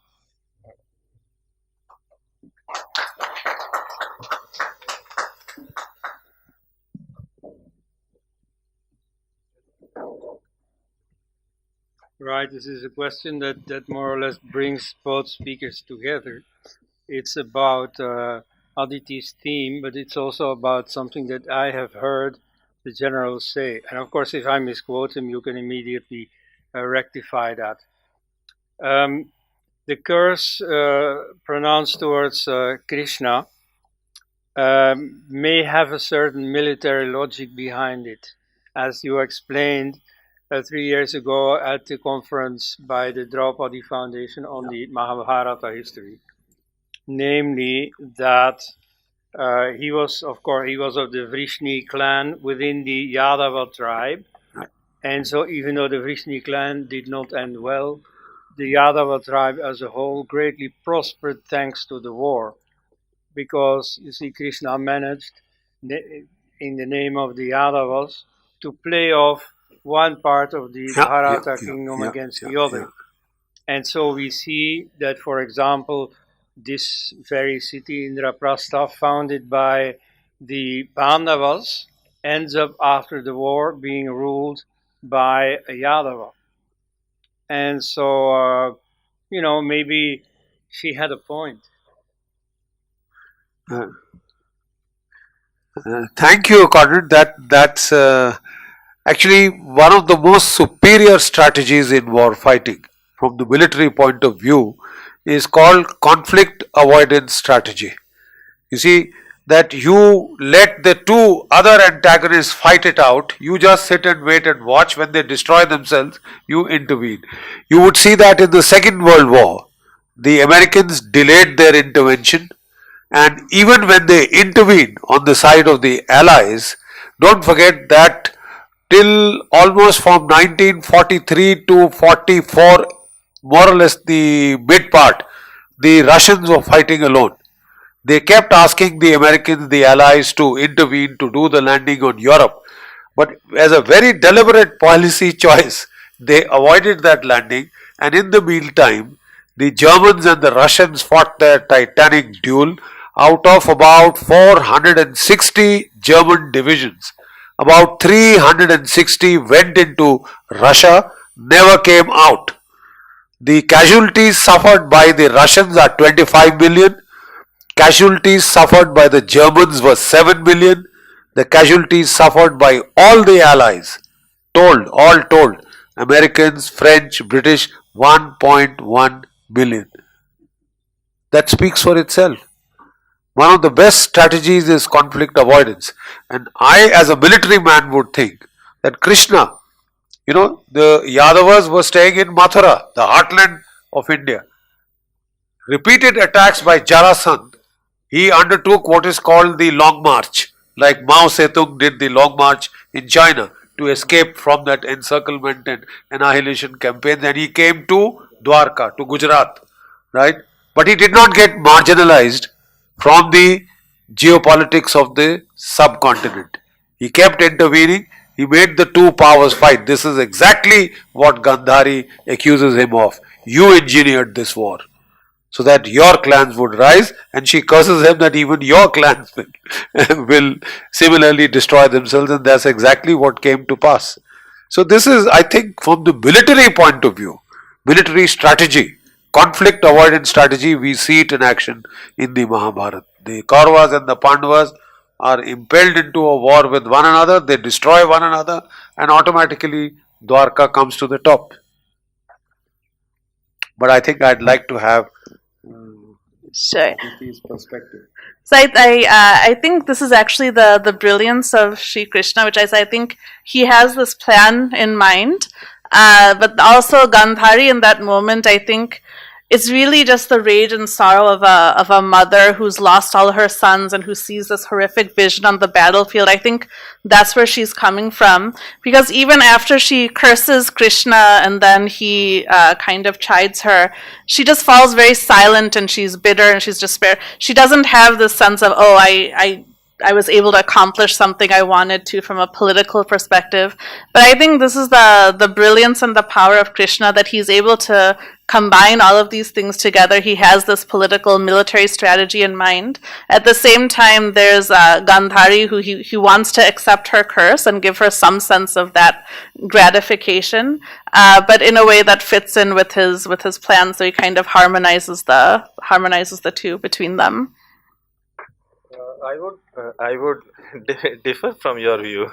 We had discussed this because Yadavas were destroyed, and the Yadavas you are talking about, they rose after all the Yaduvanshis were destroyed. These Yaduvanshis were the Dwarka people who were cursed by Gandhari, that all the Yadav clan will be destroyed.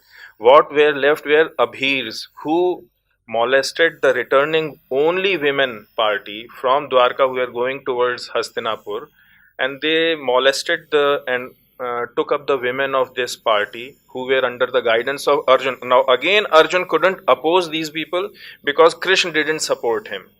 Arjun couldn't use his Gandhi. This is mentioned in Bhagavad and this is mentioned in Mahabharata. Arjun couldn't use his Gandhi against these Abhirs of Ahirwal, which is Mahendragarh and Narnaul area. So he couldn't oppose them. And then those ladies, they were lifted off, they were made their whatever concubine or wife, whatever.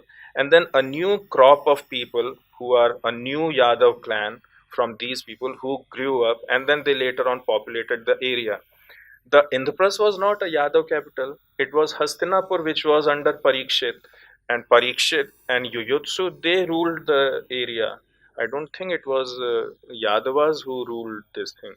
The Yadav chieftains still remained, some Vrishnivanshis, they remained in Mathura as well as in Jarasandh area in Bihar. It's like the question itself is like little Western mindset. It's like every tribe is fighting, because the tribe word is not an Indian word, right? The Yadav tribe or the tribe, because there was so much examples of Indians marrying, like Krishna married a Northeastern woman. So in case if there are tribes and tribes are fighting to tribes and tribes are fighting tribes, then Krishna would not be so much respectable in Pandavas or in Kauravas also. I mean, the question in itself is like हम लोग question उठाएं इसमें sir point that I would again like to, Krishna himself wanted all the Yadav clan to get destroyed because Yadav themselves were in hell lot of adharm at that time. Satviki and the Kritvarma fight, it instigated all the fratricide within Yadav in Prabhas. And Krishna, when he was seeing all this fight, he just kept quiet. He didn't support Satyaki, in spite of the fact that Satyaki fought Satyaki. In spite of the fact that Satyaki fought Satyaki, because he is the son of Satyaki. So Satyaki means son of Satya. So Satyaki जो है, and Kritvarma fighting, Satyaki fought in favor of Pandavas, but in spite of the fact he was with Pandavas, Krishna didn't support when this international fight was going on. He knew these people, they had become arrogant, they had become adharmic, they were doing all sorts of bad acts, so it's better that they should be destroyed as well. And all the clan was destroyed. Balram saw it, he took whatever his way was, he went to underground, underneath, whatever. So yes, so the whole plan was destroyed. It's not that he he did something and make a milestone.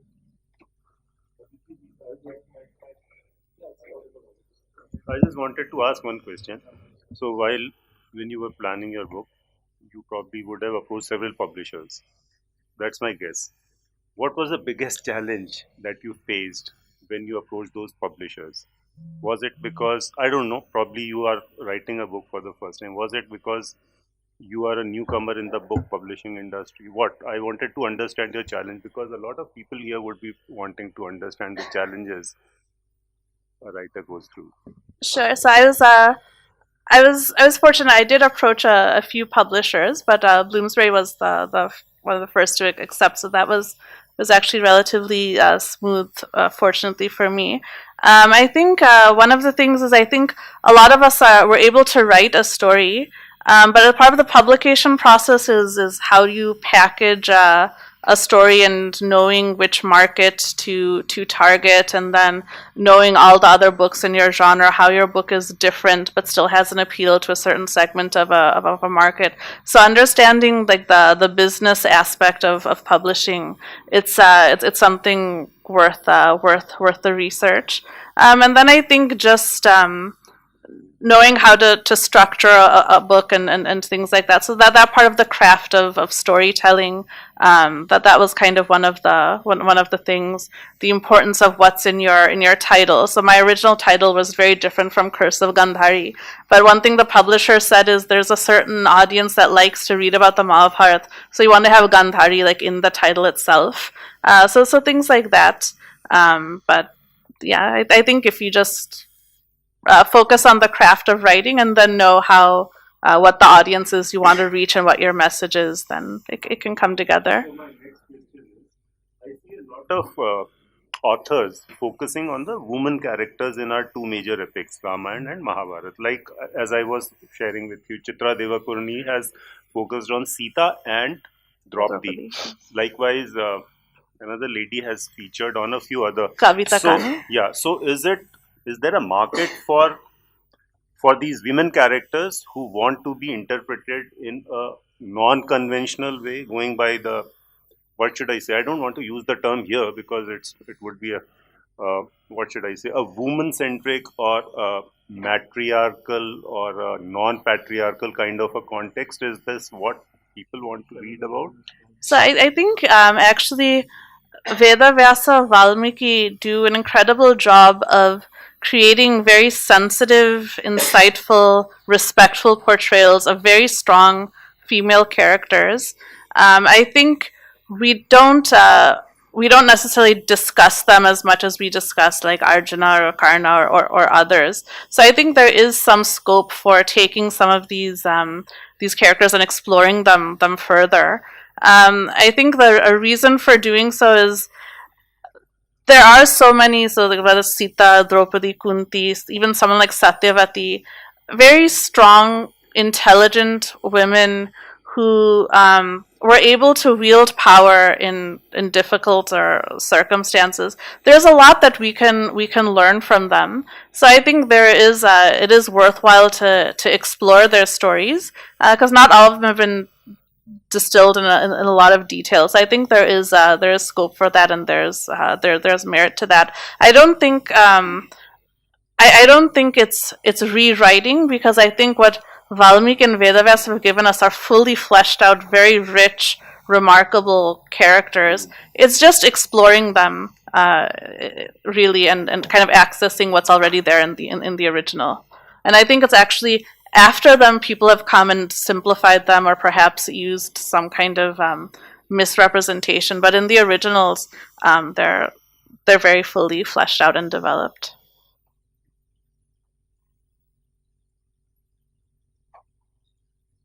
So I don't have questions, but I have points to add, because I have felt very enriched listening to both of you. I've always admired Bakshi uncle.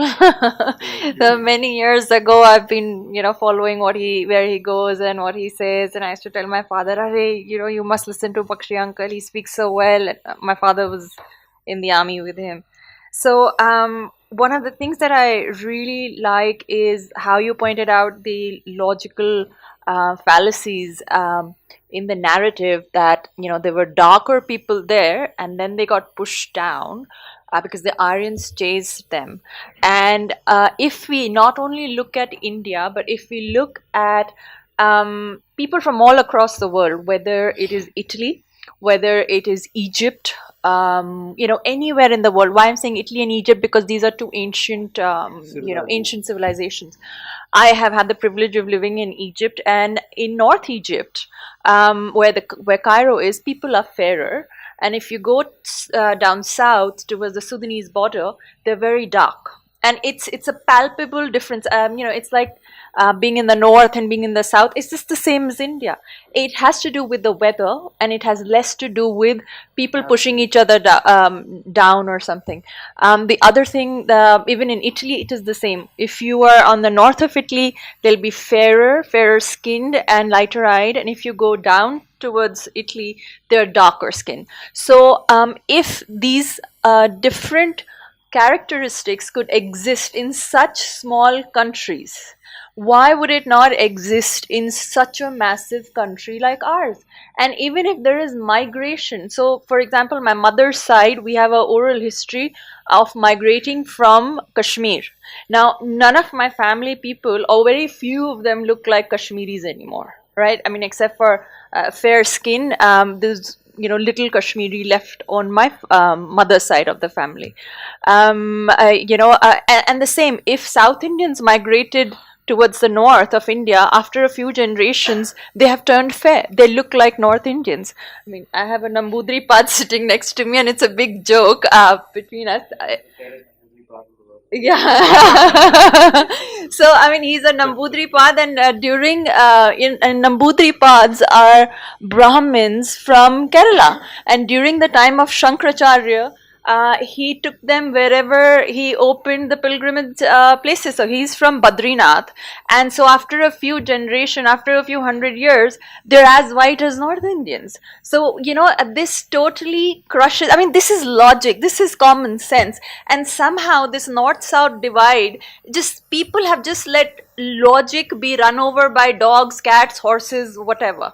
And so thank you for pointing it out. Those were my pointers. The other pointer I wanted to say, the reason we are fighting for Sarasvati Valley, Sarasvati civilization, and the reason why the West keeps negating it, like Uncle said, and even Shilpi ji said, there is a war going on, and the Christians, yes, 6,000. This, they have calculated that Earth, or whatever the beginning of humankind is, 6,000 years. Their whole thing. 23rd October 4004. Yes. The precise date. Yes. Friday. Let us. I'm very happy that you've taken up this cause and you know so much about it.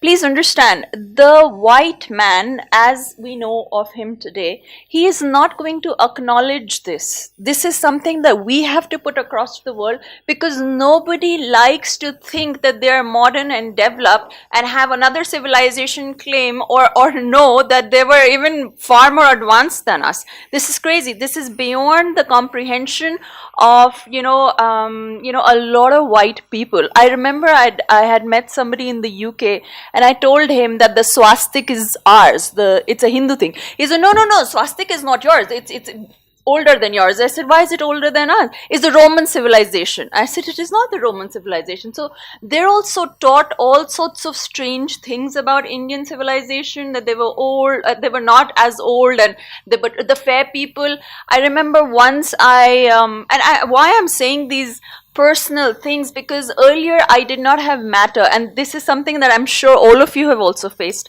We didn't have matter. I remember, and this Brahmin bashing, क्या बोलूं ना, मेरे तो कान से धुएं निकलते हैं whenever I listen to Brahmin bashing. But Brahmin bashing has a reason. Please understand that when Aurangzeb wanted to finish Hindu civilization, what did he do?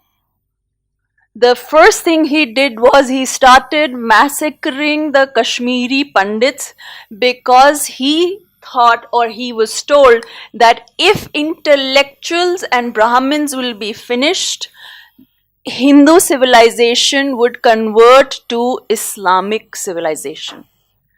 So what did he do? He would cut off the jinau, he would kill, and he wanted the jinau of the Brahmins. Until he didn't get that, he wasn't satisfied. So they would count, or they would either convert or die, convert or die.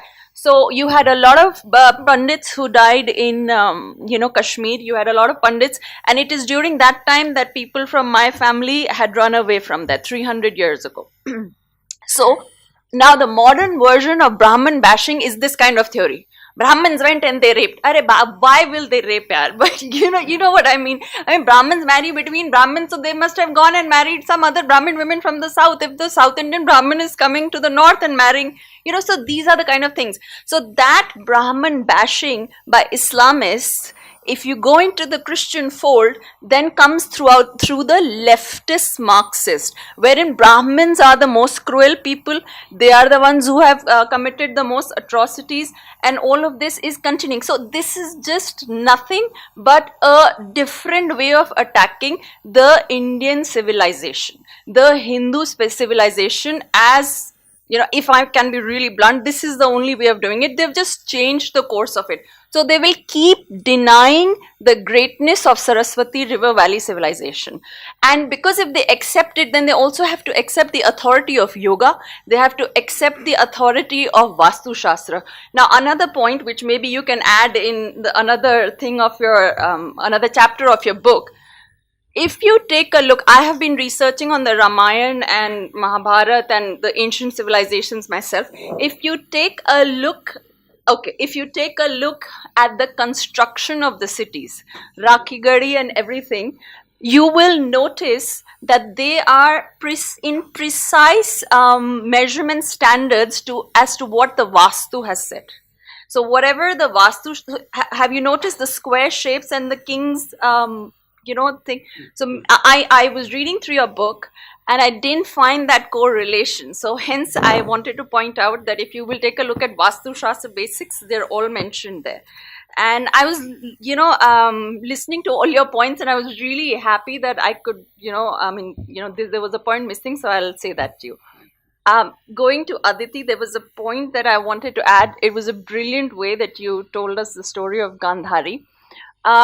When I used to talk to people about Gandhari and a pregnancy of 2 years, and then, the birth, and then how 100 sons were made, people used to say, what nonsense is this? No woman carries a child for 2 years. There is a scientific reason, and you being as a doctor, perhaps... Identity form mole, so it's like hyperspecific. If now Vedvyas did an artificial kind of thing. So when we treat infertility, we hormonally stimulate the person. Now when we stimulate the person, there is a high chance of being going into a hyperfecund state, wherein you don't just get a single child, you get multiple babies inside you. And often it might result in an aborted pregnancy, in the sense that it doesn't develop into a child, it becomes an hydatidiform mole. So it's like a lump which will form, and it's like a lump only. It's not a child actually, a living. It has got veins, it has got arteries, but it's like a disused placenta, you can say. So I have watched some documentaries. So when a child dies in the womb, after a while it calcifies, and that's when I have read the Hindi version of it. So Gandhari is most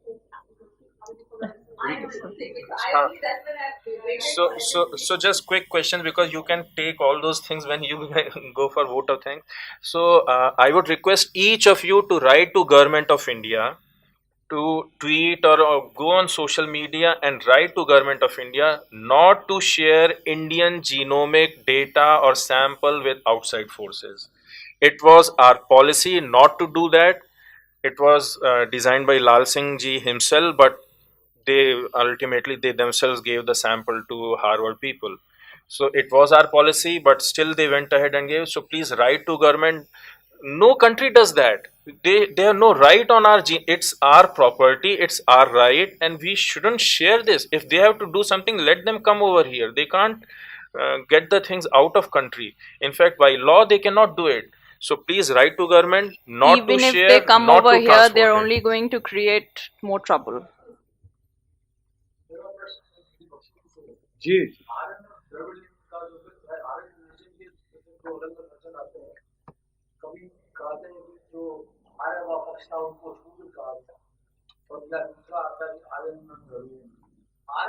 मैंने कई बार जाना है। मेरा प्रश्न ये है कि द्रविड़ का अर्थ क्या है?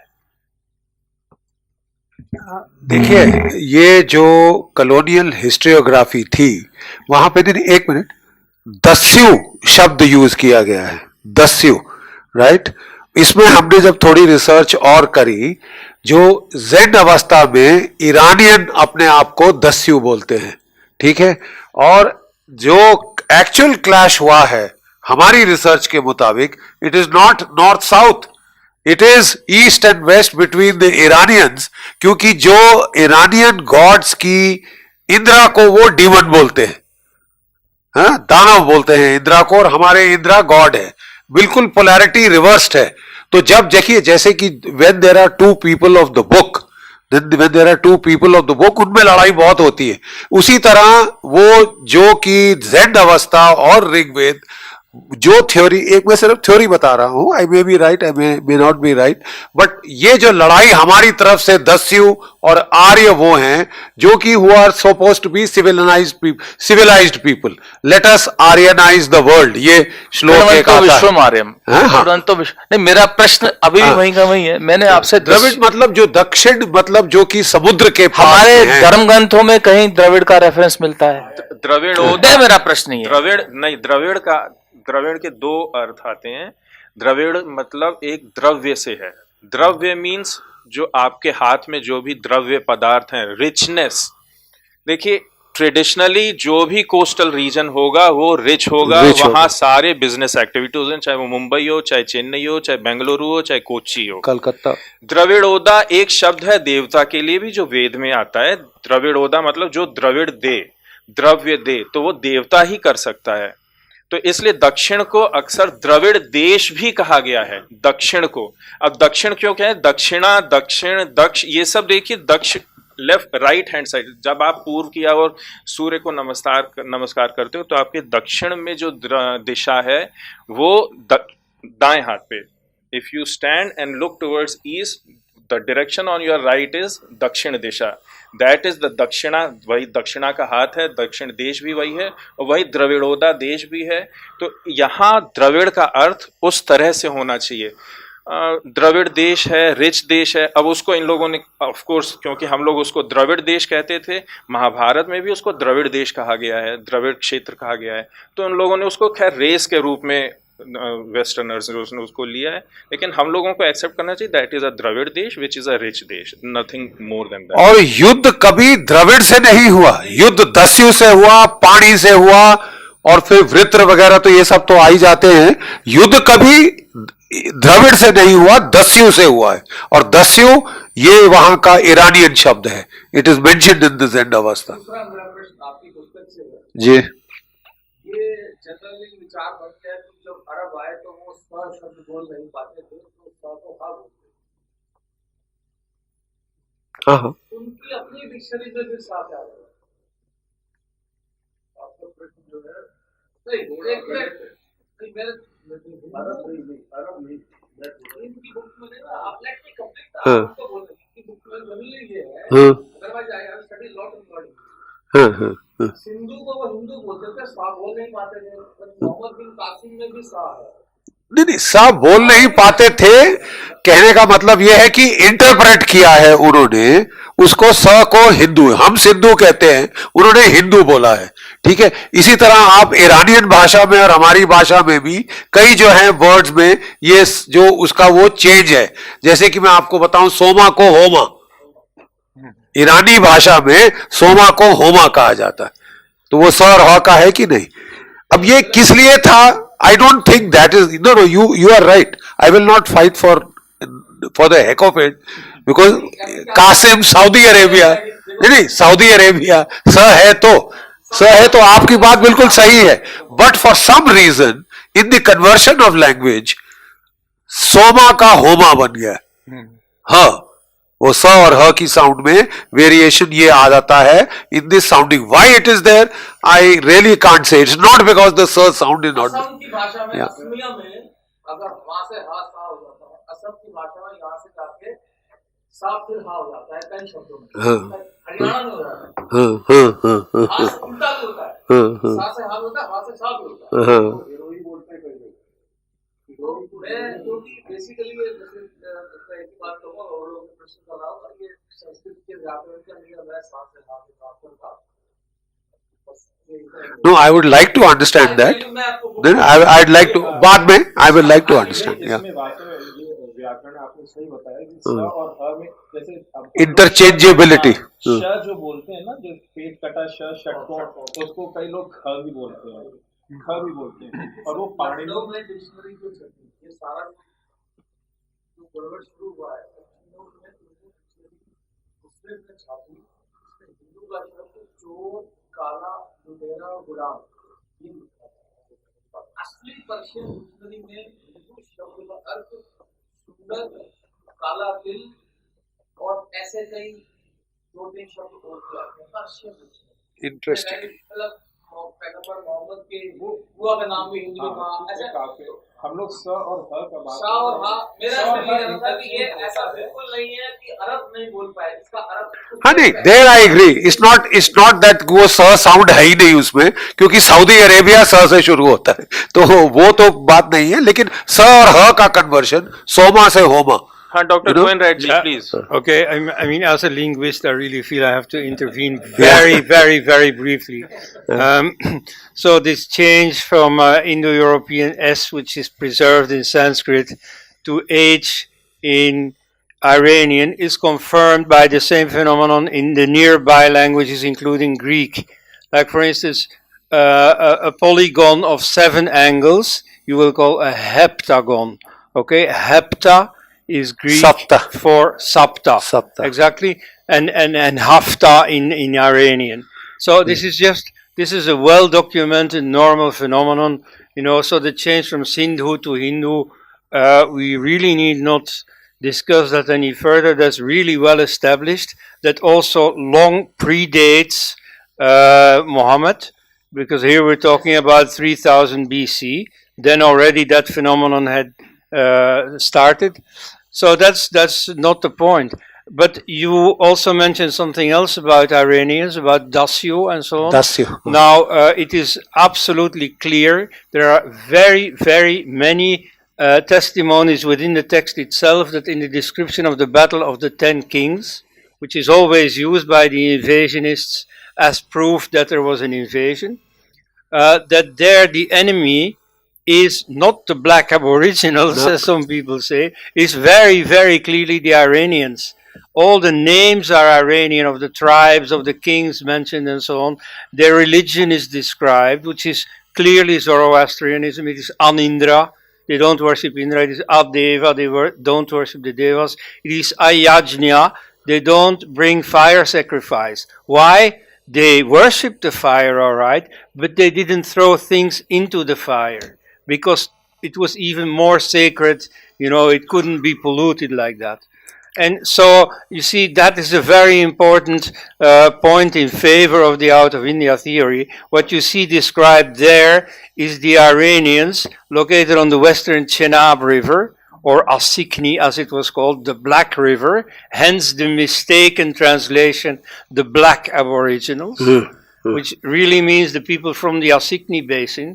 You see, they tried to go, attack east, where Sudas of the Vedic tribe stops them and then pushes them out west. So there you see the last phase of the disintegration of Indo-European unity. At that point, still, the Indians and the Iranians are united. Then the Indians push the Iranians out westwards, and then Afghanistan becomes their heartland. In fact, the Indo-Iranian conflict is now appearing to be the central conflict in the Vedic period. There are बहुत है इस पे. We are working on a separate book on this, but ये Dasyu has been clearly located to Iran, and nowhere has Dasyu been related to Dravid. कहीं नहीं है. So this genetic theory, the Hmm. genetic paper which has been published by Rai group in Cell, it has clearly outlined that it was out of India which a migration which took place, towards Iran and towards northern Afghanistan and Bahalik Pradesh, that is Bactria, Margiana area. So there are 25% to 30% of population which they call as outlier population, which migrated somewhere around 3000 BC, because Rakhigadi sample itself is 2600 BC. So it is nearly 5000 years old. So what happened 5000 years old was post Mahabharat era, and probably this Dash, the king, the 10 king battle, or even in even after Mahabharat, we have tribes migrating out of India. We have Yazidis telling themselves that they migrated 7000 years before out of India. So this genetic theory, it in fact supports that there is some amount of out of India migration taking place at least 3000 BC, BCE. Shatapatha Brahmana उसमें कहा है कि दानवों की माता धनु, हाँ, और ये दानवों को बहिष्कार किया गया, इनको धकेल दिया गया. ईरान में नदी को दानू बोला जाता है, और यूरोप में जो तमाम नदियां हैं, Don, Dnieper, Donets, Danube, they all have this. Ireland में वो दानू उनकी माता है, मतलब वो जो the mother goddess is Danu. ठीक है, तो एक्चुअली लिंग्विस्टिकली अगर आप देखें तो the out of India theory is the one which is more credible. And why would you stay in a place where there is a catastrophe? एक तो आपका नदी सूख गई, डेजर्टिफिकेशन हो रही है, ऊपर से an Armageddon takes place. You know, people die in their hundreds of thousands. ऐसी जगह से तो लोग माइग्रेट करेंगे ना भाई. तो महाभारत के बाद ये ज्यादातर ये माइग्रेशन जो है वो हुई है, which stands to reason. I see no reason for a migration inwards when this place is dying. When this river has died out, a major civilizational river dies out, वहां से बाहर से लोग आएंगे. The basic logic is flawed. Now the linguistics, the linguistic people, they create Proto-Indo-European language, then Sanskrit, PIE, and then they equate Sanskrit with PIE and all sorts of languages which we see from Europe to India. The basic difference is that Sanskrit is an artificially created language, in the sense that it is a standardized language. The name Sanskrit itself means a standardized krit. It is made, it is confined to a set of rules. It cannot go beyond that, and that's how it's a computational language, a scientific language. Rest all is Prakrit. Hindi is Prakrit, Tamil is Prakrit, whether it is Greek, it's Prakrit. And they change, but Sanskrit remains fixed and confined, and it conforms to a rule. That is what is Sanskrit, which is different from Prakrit. So the sa becomes ha here, there, ha becomes sha, kha becomes sha. That's all in the language of the Hoi Polloi, but in the textual language, it will remain Sanskrit. So we have, and yes, you please add. When you're mentioning about Sanskrit, Panini's description itself is a description of spoken Sanskrit, not written Sanskrit. And he, in his treatise, has also explained how this language is different in different regions of the country. So it is well documented in the words akshar, the units akshar, vyanjan, all they are scientifically tabulated. They are not like haphazard here and there. From akshar you create vyanjan. Vyanjan itself means creation. It's not alphabet, alpha, beta, gamma. It's not like that. Vyanjan means creation. Where else we see vyanjan? In cooking. You mix the things and you create a vyanjan. Some is salt, some is sweet, and that's how. So initially they said कि शिव का डमरू से निकला, एक तरफ संस्कृत निकली, एक तरफ तमिल निकली. but they have set of rules. Even today, if you go to south, they somehow have some different Sanskrit rules. They'll say sha is it will be pronounced like that, then they'll have that ru, and then we'll say ritam, they'll say rutam, but then they are according to rules only. The sh and kha are also according to the rules only. So Panini, in fact, there is a research going on in IIT Kanpur, and they'll come out with it, and it's a very beautiful research which probably we'll see in a year or two, how exactly you can tap and create a word out of that, an akshar out of that, a vyanjan out of that, and it is digitalized. So let's see how it comes out. You had something. Please. There is a lot of assertion of our own culture and our own narrative now. But I see two phenomena. One is this feeling that we are victims of something. That's a good narrative that I see. The second thing that I see is still requiring approval from somebody, from the West, from the leftists, from X, Y, Z. I can give a list of people we still need approval from. And so when we sort of sit here and we make these assertions, it's as if we are trying to prove to somebody that we are whoever we are. When will we go beyond it? Is it not time to go beyond all this and not define ourselves in reference to anybody else? So for example, I'm very happy to see that Aditi ji has written a book which is telling our story to ourselves. So why do we still need to define ourselves or prove ourselves in somebody else's context? That's my question. Very interesting, and also linked to her observations. You know, there is a book by Samuel Huntington.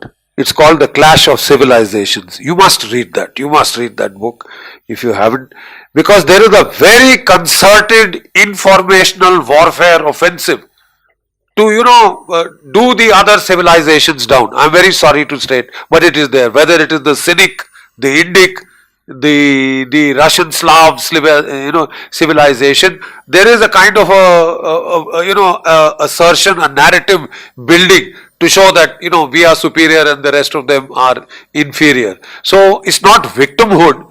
If you are being very, very perceptive, there is a deliberate information warfare assault. My job in the army was information warfare. So it is not out of a sense of victimhood. It is because if you read Rajiv Malhotra's writings, that book Breaking India, there are think tanks in the West. There are think tanks in America. Let me just finish. There are think tanks in America. There are think tanks in Europe, where there are maps of India in 3 different colors. The north is green, from Kashmir to Bangladesh, it is Mughalistan. The center Chhattisgarh area is Dalitistan, and south of the Vindhyas is Dravidistan. There are people trying to create the fault lines along which a nation which is becoming too big for its, as per what the Western people would like or not like. So this is how to fracture it. These are the fault lines, and there is so much, there are think tanks working on peddling these narratives, and these narratives come to you via these leftists, people who go to suck up to Harvard.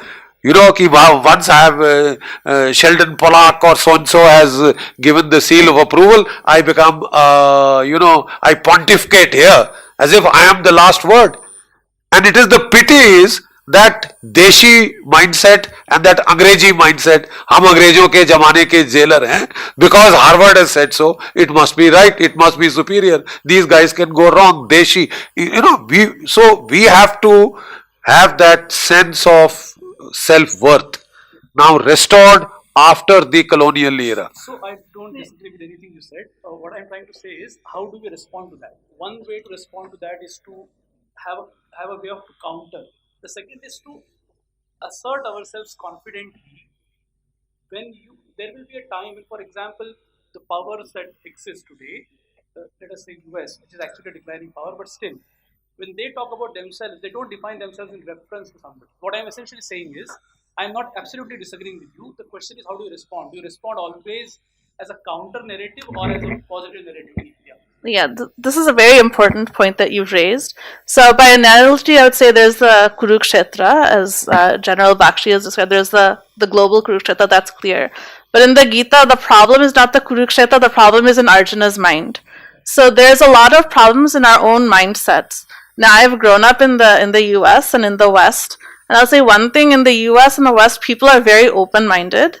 And if you are confident and you're self assured, then people will be very open to you. There is this problem with forces in academia and things like that. It has to be countered. But there is an inferiority complex within us. There is this need for approval. There's this colonial hangover, let's say. But if you're always constantly reacting that, oh, someone said this about me, so therefore I have to react against it, then even if you say, I'm not this, I'm not this, I'm not this, you've been defined by that other person. That cannot be the end of it. There's maybe a phase of that, but ultimately there has to be something positive and constructive, and it also has to be not something that's tribalism, that I'm good because I was born into this. If there's something good in our dharma or our heritage, it's something that has value for the world above and beyond ourselves. That has to be there. And one thing people should look at China. So I just recently spent a few weeks in China, and what is very interesting is they have self-respect. They preserve their own language. In their universities, they're doing original research in Chinese language. Half the papers on AI today come from China, the other half from the US, and they're very comfortable in their own skin. So that also has to come from us.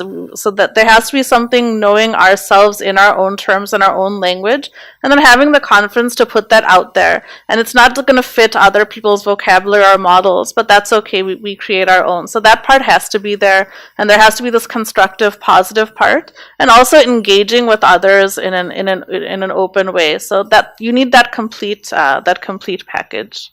Can I just add one little thing? Rajiv Malhotra, I think, is precisely engaged in this. There are two aspects to it. Purva Paksha is to counter that narrative which he is put out. But along with that, you have to give your Paksha. So what we are doing, for example, what we did in August is, we held a seminar in one of our very prestigious Delhi University. It was a multidisciplinary seminar. We put it on the web. We are just now, finalizing all the presentations. We are putting it on the World Wide Web. And we'll send it very specifically to anybody who wants to read it. That's our narrative. And now the next step that Rajiv Malhotra was thinking about is to take this discussion to Washington. Let's get your top people and let's discuss it out as intellectuals, as experts. We'll get them together, and if what you are saying is empirical, is logical, is backed by facts, I'm sure it will be accepted. And we have that intellectual dum now. Indians, wherever we go, I think we are the IT specialist where people don't doubt that you have brains any longer. It's not that colonial narrative. The hangover is what we have to get over. That inferiority narrative, so deeply internalized. Why face it, yeah? Where are your children studying? In a convent school or in an English language school? I'm glad they are not. Because that just shows I don't feel emancipated till my son or daughter can speak English. तो इससे आप कब उठेंगे साहब? All the men want convented brides. Girls. You see, this directed to you. All this is fine. But all this is fine. But today, आज की तारीख में हमको अभी भी जब तक हमारे कॉन्वर्सेशन में रोमिला थापड़ के लिए 2-3 गालियां नहीं निकलती, हाँ, और जब तक किसी अमेरिका में बैठे हुए किसी स्कॉलर का नाम नहीं लेते, जब तक हमें उससे अप्रूवल नहीं मिलता, in spite of the fact that that person is a citizen of America, I won't take the name, तब तक हमारे उसमें ग्रेविटास हम नहीं देते. For this is the 6th year of which the BJP has been in power, and for all these 5 years we've been discussing about Aryan invasion theory, which has been proven wrong and all that. But sorry to say, these things have not found their way in our history books. We keep on talking amongst ourselves in echo chambers. Now it is time they found. I don't know whether young people in our schools of our children, they actually know about what we are discussing. उनसे पूछे तो बोलेंगे अरे forget about as bad as forget about the Hindu passage. No, I think that's an interesting point. There is a Acha, I would like to end now this thing. Yeah. One is that it's not just a question of having a Western perspective. The thing is, they are powerful people. They are very powerful people. You can't just go and do like that. You are not opposing a Germany now. Germany was very powerful at one time. Spain was powerful, but now today the USA is the new Gunda. So you have to have that perspective. You have to convince them. You have to convince Boris, that Trumpova, that whatever, be on our side. Whether it is Aryan invasion theory or whether it is Pakistan or whether. So once you become powerful, you won't care anything about it. You can buy, you can force feed, whatever. The other thing is everything has to be built indigenously, whether it's history text, whether it is your arms or ammunition, whatever. So it's not just getting credence for that, it's about wielding power. So now we'll end the question and answer session. It's already 9 now, and I would ask Manushi ji, Neena ji to give a vote of thanks, please.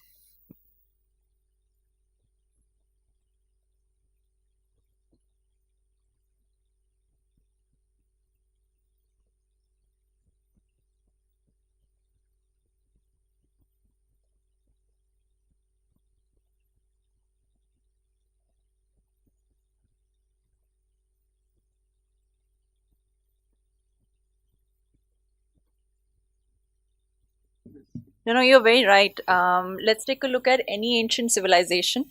None of the ancient civilizations that at the same time existed with the Hindu civilization are still living. Hinduism is the oldest living and practicing civilization that we have till today. And it is because, and again and again, the leftist Marxists will make us believe some strange theories about ourselves, that we are weak people or whatever. But the fact is that we have always stood up and always fought, whether it is intellectually, whether it is physically, or even economically. We have always fought, and that is the reason that we are still living and fighting. So when the gentleman raised the point of why are we doing this, it's in our innate nature. We're also, because of these repeated attacks, we've become a passive-aggressive race. So passive-aggressive will lay low for a while, and then they will become aggressive all of a sudden. And the other thing that you said, that you're seeking, you talk of victimization. So a few days ago, I had organized a talk, and I talked to a psychologist on this. There's a very lovely book called The Infidel Next Door by Rajat Mitra. Rajat Mitra is a psychologist, and Shilpi ji had come with me. I had invited him for the talk as well. So one of the things that he talks about is transgenerational trauma. So Hindus have been attacked for the last 1,000 years, first by the Persians, the Persians, or whatever, and Arabs and Mongols, and then we had the white man, the British man. And in these 1,000 years, it has broken the spine somewhere. So there is, and transgenerational trauma occurs if we've been attacked and it's not acknowledged that we are attacked. So the first step in healing transgenerational trauma comes in the acknowledgement that it happened to you. And right? So, and there are 7 stages of grief and loss. The first stage is हमारे साथ ये हुआ, ये हमें deny किया जाता है. This is why we feel like victims, and we're still feeling like victims, because first step of loss is not acknowledged to us. And how is that not acknowledged to us? Is by saying, and you can read this in Romila Thapar and other things, and Meenakshi Jain has put it very nicely in her book, The Case for Ayodhya. She says that this whole thing, how we were brutally attacked by the Arabs, how our women were raped, children were killed, and all the conversions that were going on, it is said, नहीं वो तो आए थे, वो तो बड़े अच्छे थे, अकबर बड़ा अच्छा था, औरंगजेब बड़ा अच्छा था, and Hindus went on a mass conversion with their own choice. Nobody goes on a mass conversion with their own choice.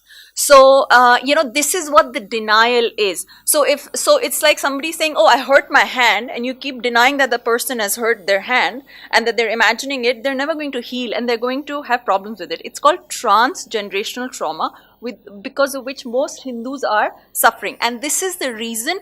So it comes out in two folds. One is the feeling of victimization, and the second is when a race is repeatedly bashed, or if you will break the spine, whether it is a pet or it is a human or a child or whatever, when you keep battering a child, you will notice, even if it's a dog and if it's your pet, it'll come back to you crawling after a while. It becomes submissive. And this is the reason why the battered ones are the ones who will go ass licking everywhere. And they'll be like, oh, master, master. This is the kind of mentality that comes from there. I hope I've answered a little bit of your question. No, him. So this is, yeah, please. Indians converted Hindus converted their own. We have writing like economic and political with high left-leaning individuals. We are writing articles that it's a Dalit, the Shudra, who converted to Islam to escape the hellhole of Hinduism. That is the language they use. That they escape the hellhole of Hinduism and Islam that we have get service while accepting the Islam. So I would like to thank all the respected speakers. This has been an enlightening discussion, both with the speakers as well as the audience here. It's really nice to have all of you here. Thank you so much for coming. I would like to thank the speakers for sharing their immense knowledge, their books. I'm so glad that people are writing books. I'm so glad and grateful to both of you because you've got two lovely writers here. I wish Bakshi Uncle best of luck with his book. Aditi Banerjee, best of luck for your book. Lovely book, lovely narration. I loved it. A big thanks to Indic Book Club for enabling these talks. Right? If it was not for Indic Book Club, we wouldn't be here. So thank you. And thank you to the convener of Indica New Delhi, Shilpi Tiwari. Thank you to Karan Kashyap for keeping us informed of the Indica talks. Thank you. And thank you, Manushi, for telling us more about Indica, because I'm sure a lot of people don't know what it's all about. Indic Academy, that's what I meant. And thank you, each one of you, for taking your time out and coming and engaging in a very nice discussion, which enlightens everybody in the room. And that every time we leave such a discussion and such a talk, we're all better informed. Thank you, everybody. Thank you for coming.